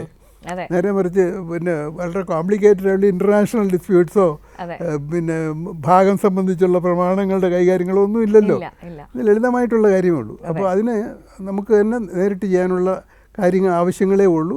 പിന്നെ തീരെ ഇല്ലിറ്ററേറ്റ് ആയിട്ടുള്ള ഒരാൾ ചോദിച്ചാൽ മറുപടി പറഞ്ഞു, ഒന്ന് ചോദിച്ചാൽ വേറൊന്ന് മനസ്സിലാക്കുന്ന തരത്തിലുള്ള ആളുകളാണെങ്കിൽ അവർക്ക് സഹായം ആവശ്യം വരും. ഓക്കെ സാർ, എനിക്കിനി ഒരു കാര്യം, സാറിൻ്റെ ഒരു പെറ്റ് പ്രോജക്റ്റ് എന്ന് നമുക്ക് പറയാം, ജനകീയ ന്യായസഭ. അപ്പോൾ എനിക്ക് തോന്നുന്നു നമ്മുടെ ഈ പ്രോഗ്രാമിൽ ഒരുപാട് പേർക്ക് അതിനെക്കുറിച്ചൊരു അവയർനെസ് കിട്ടിയാൽ സഹായകമാകും. അപ്പോൾ എന്താണ് ഈ ജനകീയ ന്യായസഭ എന്നുള്ളത്? പറയാം. ഈ കോടതി എന്ന് പറയുമ്പോൾ നമ്മൾ ആരോട് ചോദിച്ചാലും പറയും, ഇന്ന് കേരളത്തിൽ അല്ലെങ്കിൽ ഭാരതത്തിലുള്ള ഒരാൾ ചോദിച്ചപ്പോൾ അയ്യോ ഞാനത് ഉപേക്ഷിക്കാം, എന്നെ കൊണ്ട് വയ്യ കോടതി കേസിന് പോയിട്ട് കാര്യമില്ല. പലരും മരിച്ചു കഴിഞ്ഞാലേ വിധി വരുള്ളൂ എന്നൊക്കെ പറയുന്നത്. ഒന്ന് കാലതാമസം, രണ്ട് പണച്ചെലവ്. നമ്മൾ നേരത്തെ പറഞ്ഞില്ലേ, ഒരു അഭിഭാഷകന് നമ്മൾ ഏർപ്പാട് ചെയ്യണമെന്നുണ്ടെങ്കിൽ അദ്ദേഹത്തിന് ന്യായമായ ഫീസ് കൊടുക്കണം. ഇതിങ്ങനെ കോടതിയുടെ കുഴപ്പം കൊണ്ട് തന്നെ, അല്ലെങ്കിൽ അതിനുള്ള കൈകാര്യം ചെയ്യാനുള്ള കൂടുതൽ കേസുകൾ വരുന്നതുകൊണ്ടായിരിക്കാം ഇങ്ങനെ നീണ്ടു പോയി 10 വർഷമാകുമ്പോഴത്തേക്ക് എത്ര രൂപ ഇതിലേക്ക് ചിലവായി. പിന്നെ അത് കഴിഞ്ഞൊരു പരിഹാരം കിട്ടിയാൽ തന്നെ അതുകൊണ്ട് കാര്യമില്ല. അപ്പോൾ ഇത് മഹാത്മാഗാന്ധിയുടെ, നമ്മൾ വീണ്ടും ഗാന്ധിജിക്ക് വരുന്നു, ഗാന്ധിജിയുടെ സങ്കല്പത്തിൽ കോടതിയും പോലീസും ഒന്നും ആവശ്യമില്ല. ഒരു തർക്കമുണ്ടെങ്കിൽ അത് മധ്യസ്ഥന്മാരുമായിട്ടിരുന്ന് പറഞ്ഞു തീർക്കണം. അതിന് അങ്ങനെ ആകുമ്പോഴത്തേക്കും അതിന് പല ഗുണങ്ങളുണ്ട്. അങ്ങനെ ഇതൊരു ഗാന്ധിജിയുടെ പല കാര്യങ്ങളും നമ്മളിപ്പോൾ നടപ്പാക്കുന്നില്ലല്ലോ, മദ്യനിരോധനം ഉൾപ്പെടെ. അപ്പോൾ അതിങ്ങനെ നടപ്പാക്കാൻ പറ്റാത്ത ഒരു കാര്യം അദ്ദേഹം വിഭാവനം ചെയ്താണോ എന്ന് തോന്നാം. പക്ഷേ അങ്ങനെ അല്ല എന്നുള്ളത് ലക്ഷദ്വീപിൽ പോയപ്പോൾ ഞാൻ കണ്ടു. അവിടെ കോടതിയും പോലീസും ഒക്കെ ഉണ്ടെങ്കിലും അവിടെ കാര്യമായ വർക്കുകളൊന്നും അന്നില്ല. ഇപ്പോഴത്തെ എനിക്ക് അറിഞ്ഞൂടെ, കുറച്ച് നാളിന് മുമ്പായിരുന്നു. അവിടെ ആദ്യം തർക്കങ്ങളുണ്ടെങ്കിൽ അവിടെ പോകുന്നതിന് പകരം അവർ നേരെ അവിടുത്തെ ഇവരുടെ ഒരു പഞ്ചായത്തുണ്ട്, അവിടെ ഒരു വിഭാഗം ഉള്ളൂ എന്നുള്ള മതവിഭാഗം ഉള്ളൂ, ഏതായിരുന്നാലും വളരെ എഫിഷ്യൻ്റായിട്ട് അവിടെ ഈ പറഞ്ഞ ഗാന്ധിജി വിഭാവനം ചെയ്യുന്ന രീതിയിൽ രണ്ടുപേരെയും വിളിച്ചിരുത്തി, രണ്ടുപേരും നിങ്ങൾ ഇന്നത് ചെയ്യുക, അത് വഴിത്തർക്കമാകട്ടെ വസ്തുതർക്കമാകട്ടെ വേറെ എന്തെങ്കിലും എന്തായിരുന്നാലും അവർക്കൊരു പരിഹാരം കൊടുക്കും. അപ്പോൾ അത് എന്തുകൊണ്ട് നമുക്ക് ചെയ്തുകൂടാന്നുള്ള ഒരു ചിന്തയിൽ നിന്നാണ് ഇത് വരുന്നത്. അപ്പോൾ ഗാന്ധി സ്മാരക നിധിയുടെ സഹായത്തോടെ അവിടെ ഞങ്ങളൊരു ഫോറം രൂപീകരിച്ച് Gandhian initiative for social harmony എന്നുണ്ടാക്കി, അതിൻ്റെ കീഴിൽ ആ കൂടെ കീഴിലാണ് ഈ ജനകീയ ന്യായസഭ എന്നുള്ള സംവിധാനം ഉണ്ടാക്കിയത്. ഇതെങ്ങനെയാണെന്ന് വെച്ചാൽ നമ്മളിപ്പോൾ ഒരു ജനനം ഇതൊക്കെ ഉണ്ടായാൽ നമുക്കറിയാം, എവിടെ പോകും? നേരെ പഞ്ചായത്ത് ഓഫീസ് അല്ലെങ്കിൽ കോർപ്പറേഷൻ ഓഫീസിൽ പോകണമല്ലോ. ഇതുപോലെ നമ്മൾ സ്വയം മനസ്സിലാക്കണം, ഒരു തർക്കമുണ്ടെങ്കിൽ അത് ദൈനംദിന ജീവിതത്തിൽ ഒരുപാട് തർക്കങ്ങളുണ്ടാവും. അപ്പുറത്ത് പട്ടിയുടെ ശല്യം, ക്യാമറ ഇങ്ങോട്ട് തിരിച്ചു വച്ചിരിക്കുന്നു, നമ്മൾ വീട്ടിൻ്റെ മുമ്പിൽ വണ്ടി പാർക്ക് ചെയ്യുന്നു, പോകാനുള്ള വഴി തടസ്സപ്പെടുത്തിയ ഒരാൾ ഒരു സ്ട്രക്ചർ ഉണ്ടാക്കുന്നു, ഇങ്ങനെയില്ലേ? ഭാര്യ ഭർത്താവിനെ ഉപദ്രവിക്കുന്നു, ഭർത്താവ് ഭാര്യ ഉപയോഗിക്കുന്നു, അച്ഛൻ മകനെ അടിക്കുന്നു, മദ്യപാനം, മയക്കുമരുന്ന്, മോൻ്റെ, ഇങ്ങനെയുള്ള കുട്ടികൾ തമ്മിൽ, കൗമാരക്കാർ തമ്മിലുള്ള പ്രശ്നങ്ങൾ, അയൽക്കാർ, കന്നുകാലികളുടെ പ്രശ്നങ്ങൾ. അപ്പോൾ ഇത് ഇങ്ങനെയുള്ള ഏത് കാര്യമായിരുന്നാലും വെള്ളക്കടലാസിൽ ഇതാ എതിർകക്ഷി ഇന്നാരാണ്, എൻ്റെ അയൽക്കാരനാണ്, അങ്ങനെ എന്താണെന്ന് വെച്ചാൽ ഫോൺ നമ്പർ, അഡ്രസ്സ് കൊടുത്ത് എനിക്ക് ഇതൊരു പരിഹാരം ഉണ്ടാക്കി തരണം, ഈ കന്നുകാലിയെ വളർത്തുന്ന ദുർഗന്ധം, മൂത്രവും ചാണകവും കാരണം ഇതൊക്കെ ഒന്ന് ഒഴിവാക്കി തരണമെന്ന് പറഞ്ഞ് ആയിക്കോട്ടെ ഒന്ന് എഴുതി അവിടെ ഇട്ട് കഴിഞ്ഞാൽ, അവിടെ ഒരു പ്രോമിനൻ്റായിട്ട് എല്ലാ തദ്ദേശ സ്വയംഭരണ സ്ഥാപനങ്ങളിലും ഒരു ജൻസ ബോക്സ് ഉണ്ടാക്കണം, ജനകീയ ന്യായസഭ. അതിലിട്ട് കഴിഞ്ഞാൽ അയാളുടെ തൽക്കാലം അയാളുടെ പ്രശ്നം തീർന്നു, കാശിൻ്റെ ചിലവില്ല. ഒരു 2 ആഴ്ചയിലൊരിക്കൽ പഞ്ചായത്തിൻ്റെ സെക്രട്ടറി ഈ പെട്ടി തുറന്ന് ഇതിനെ ഏത് സ്ഥലത്താണോ അവിടുത്തെ ലീഗൽ സർവീസ് അതോറിറ്റി അവിടെ ഏൽപ്പിക്കുക. ഇവിടെ തിരുവനന്തപുരത്ത് വഞ്ചൂർ കോടതിയിലാണ്, അതുമാതിരി നെടുമങ്ങാട്ടായിരുന്നാലും നെയ്യാറ്റിൻകര ആയിരുന്നാലും അവിടെ ഒരു കോടതി കാണും. അവിടെ ഏറ്റവും ഉയർന്ന തലത്തിലുള്ള ഏത് കോടതിയാണോ അവിടെ ആയിരിക്കും ഈ ലീഗൽ സർവീസ് അതോറിറ്റി പ്രവർത്തിക്കുന്നത്. അപ്പോൾ ഇത് അവിടെ എത്തിച്ചു കഴിഞ്ഞാൽ പിന്നെ പഞ്ചായത്തിൻ്റെ സേവനം അവിടെ ഇല്ല. ലീഗൽ സർവീസ് അതോറിറ്റിക്ക് ട്രെയിൻഡ് മീഡിയേറ്റേഴ്സ് ഉണ്ട്.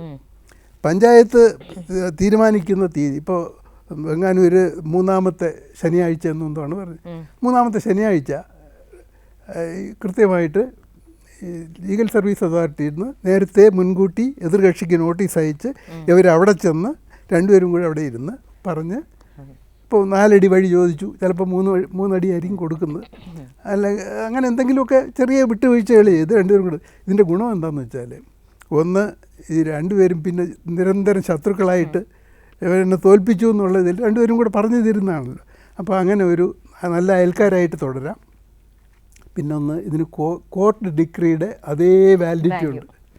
3, ഇത് പിന്നെ കോടതിയിലാണെങ്കിൽ നമുക്ക് ജില്ലാ കോടതി പോകാം, ഹൈക്കോടതി, ഒരു കോടതിയും സുപ്രീം കോടതി പോലും ഇത് ചോദ്യം ചെയ്യാൻ ഒക്കില്ല. കാരണം രണ്ടുപേരും ഒപ്പിട്ട് പരസ്പര സമ്മതത്തിലുള്ളതാണ്. അപ്പോൾ വൺസ് ആൻഡ് ഫോർ ഓൾ സെറ്റിൽമെൻ്റാണ്. വലിയ കാലതാമസം ഇതിൽ വേണ്ടി വരുന്നില്ല, ലളിതമാണ്.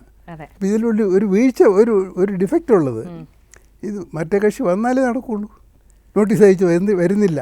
നമ്മൾ നേരത്തെ കൺസ്യൂമർ പ്രൊട്ടക്ഷൻ്റെ കാര്യം പറഞ്ഞപ്പോൾ പറഞ്ഞു എക്സ് പാർട്ടി ആയിട്ട് പോകാം. ഇവിടെ അങ്ങനെ എക്സ് പാർട്ടി ആയിട്ട് പോകാൻ ഒക്കില്ല.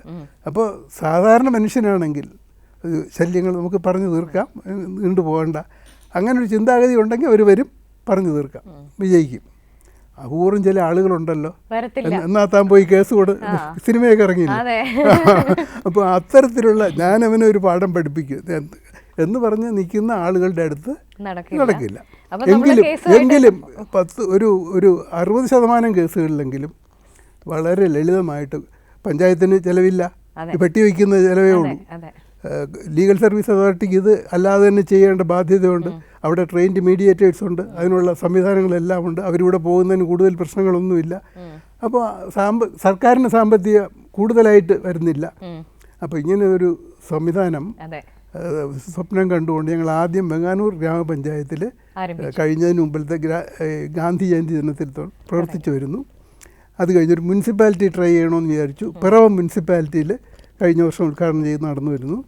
ഒരു നഗരസഭയിൽ കോർപ്പറേഷനിൽ വേണമെന്ന് വിചാരിച്ചു. കൊച്ചി നഗരസഭയുടെ 6 സോണൽ ഓഫീസുണ്ട്, അവിടെയൊക്കെ പെട്ടികളൊക്കെ വെച്ച് അവിടെ നടക്കുന്നു.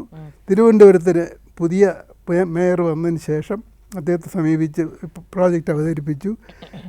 ഒരു റൗണ്ട് ചർച്ച കഴിഞ്ഞിട്ട് അദ്ദേഹം പ്രസ്സിൽ അനൗൺസ് ചെയ്തു, ഞങ്ങളിവിടെ നടപ്പാക്കാൻ തീരുമാനിച്ചു. പക്ഷേ അത് കഴിഞ്ഞ് മോഡൽ കോഡ് ഓഫ് കണ്ടക്റ്റായി. ഇനിയിപ്പോൾ മന്ത്രിസഭാ രൂപീകരണം കഴിഞ്ഞ് പുതിയ തദ്ദേശ സ്വയംഭരണ വകുപ്പ് മന്ത്രി വരണം. എങ്കിലും തിരുവനന്തപുരത്ത് നമുക്ക് അധികം താമസിയാതെ 2-3 മാസത്തിനകത്ത് നടപ്പാകും. ഇനി ഇതിന് പുറമെ ഇത് 3-4 സ്ഥലമല്ലേ ആയുള്ളൂ. ഇത് ഇവിടെ ഇത്രയും സ്ഥലത്ത് വർക്ക് ചെയ്യാമെങ്കിൽ എന്തുകൊണ്ട് കേരളത്തിൽ മുഴുവനാക്കിക്കൂടാ? അപ്പോൾ ഈ പാലിയേറ്റീവ് കെയർ ഇപ്പോൾ എല്ലായിടത്തും ഉണ്ടല്ലോ. അത് തുടങ്ങിയത് ഇതുപോലെ പാലിയേവിൻ്റെ കൊടുത്ത ഒരു പ്രോജക്റ്റിൻ്റെ അടിസ്ഥാനത്തിലാണ്. ഇപ്പോൾ എല്ലാ സ്ഥലത്തും ആംബുലൻസും ട്രെയിൻഡ് നേഴ്സും തദ്ദേശ സ്വയംഭരണ സ്ഥാപനങ്ങളിലുണ്ട്. അതുപോലെ നമ്മളിപ്പോൾ ഈ മോഡൽ 3 സ്ഥലത്ത് ത്രിതല ഇതിൽ പ്രവർത്തിക്കുന്നുണ്ട്. എല്ലാ പഞ്ചായത്തിലും മുനിസിപ്പാലിറ്റിയിലും നടപ്പാക്കണം എന്ന് പറഞ്ഞിട്ട് സർക്കാരിന് ലീഗൽ സർവീസ് അതോറിറ്റി കത്ത് അയച്ചു കഴിഞ്ഞു. അവിടെയും വന്നത് ഈ മോഡൽ കോഡ് ഓഫ് കണ്ടക്റ്റ് പഴയ മന്ത്രിക്ക് അത് നടപ്പാക്കാൻ സമയം കിട്ടിയില്ല. മിക്കവാറും പുതിയ ആൾ വന്നാൽ ഭരണം ഏറ്റെടുത്ത് കഴിഞ്ഞാൽ ഇത് കാലക്രമേണ കേരളത്തിൽ മുഴുവൻ നടപ്പിലാകും എന്നാണ് എൻ്റെ സ്വപ്നം. കേരളത്തിൽ മുഴുവൻ നടപ്പിലായാൽ ഓംബുഡ്സ്മാൻ കണ്ടുപഠിച്ച് മറ്റ് സംസ്ഥാനങ്ങൾ വന്നതുപോലെ ഭാരതത്തിൽ മുഴുവൻ നമുക്ക് നടപ്പാക്കാം. എത്ര ലളിതമായ കാര്യമാണ്. അപ്പോൾ അങ്ങനെ ഒരു സ്വപ്നമുണ്ട്. സാറ് പറഞ്ഞതുപോലെ ഈ പെൻഡൻസി ഓഫ് കേസസും അതുപോലെ തന്നെ ഇതിനകത്ത് ഉൾപ്പെടുന്ന ഒരു പൈസ ചെലവുമാണ് പലരെയും ഭയപ്പെടുത്തുന്നത്. അപ്പൊ അതിനൊരു വലിയ സൊല്യൂഷൻ സാറ് കണ്ടെത്തുന്നു. ആ പ്രോജക്റ്റ് വിജയകരമാകട്ടെ. ഓൾറെഡി വിജയിച്ചതാണ്. എല്ലായിടത്തും അത് കൊണ്ടുവന്ന് ജനങ്ങൾക്ക് ഉപകാരപ്രദമാകാനുള്ളൊരു സാഹചര്യം ഉണ്ടാകട്ടെ എന്ന് ഞാൻ പിന്തുണയ്ക്ക് വളരെയധികം നന്ദിയുണ്ട്. ആത്മാർത്ഥമായി ആശംസിക്കുന്നു സാർ. നമ്മുടെ സമയം ഏകദേശം പൂർണ്ണമായിരിക്കുകയാണ് സാർ. അപ്പോൾ ഇന്നത്തെ ഈ 1 മണിക്കൂർ പ്രേക്ഷകർക്ക് വളരെ ഇൻഫോർമേറ്റീവായി കാണുന്നത് തന്നെ പ്രതീക്ഷിക്കുന്നു. കേരള കണക്റ്റിൻ്റെ ഇന്നത്തെ എപ്പിസോഡ് ഇവിടെ പൂർണ്ണമാകുന്നു. വളരെ നന്ദി സർ. ഒപ്പം നമ്മുടെ പ്രേക്ഷകർക്കും കോളേഴ്സിനും നന്ദി.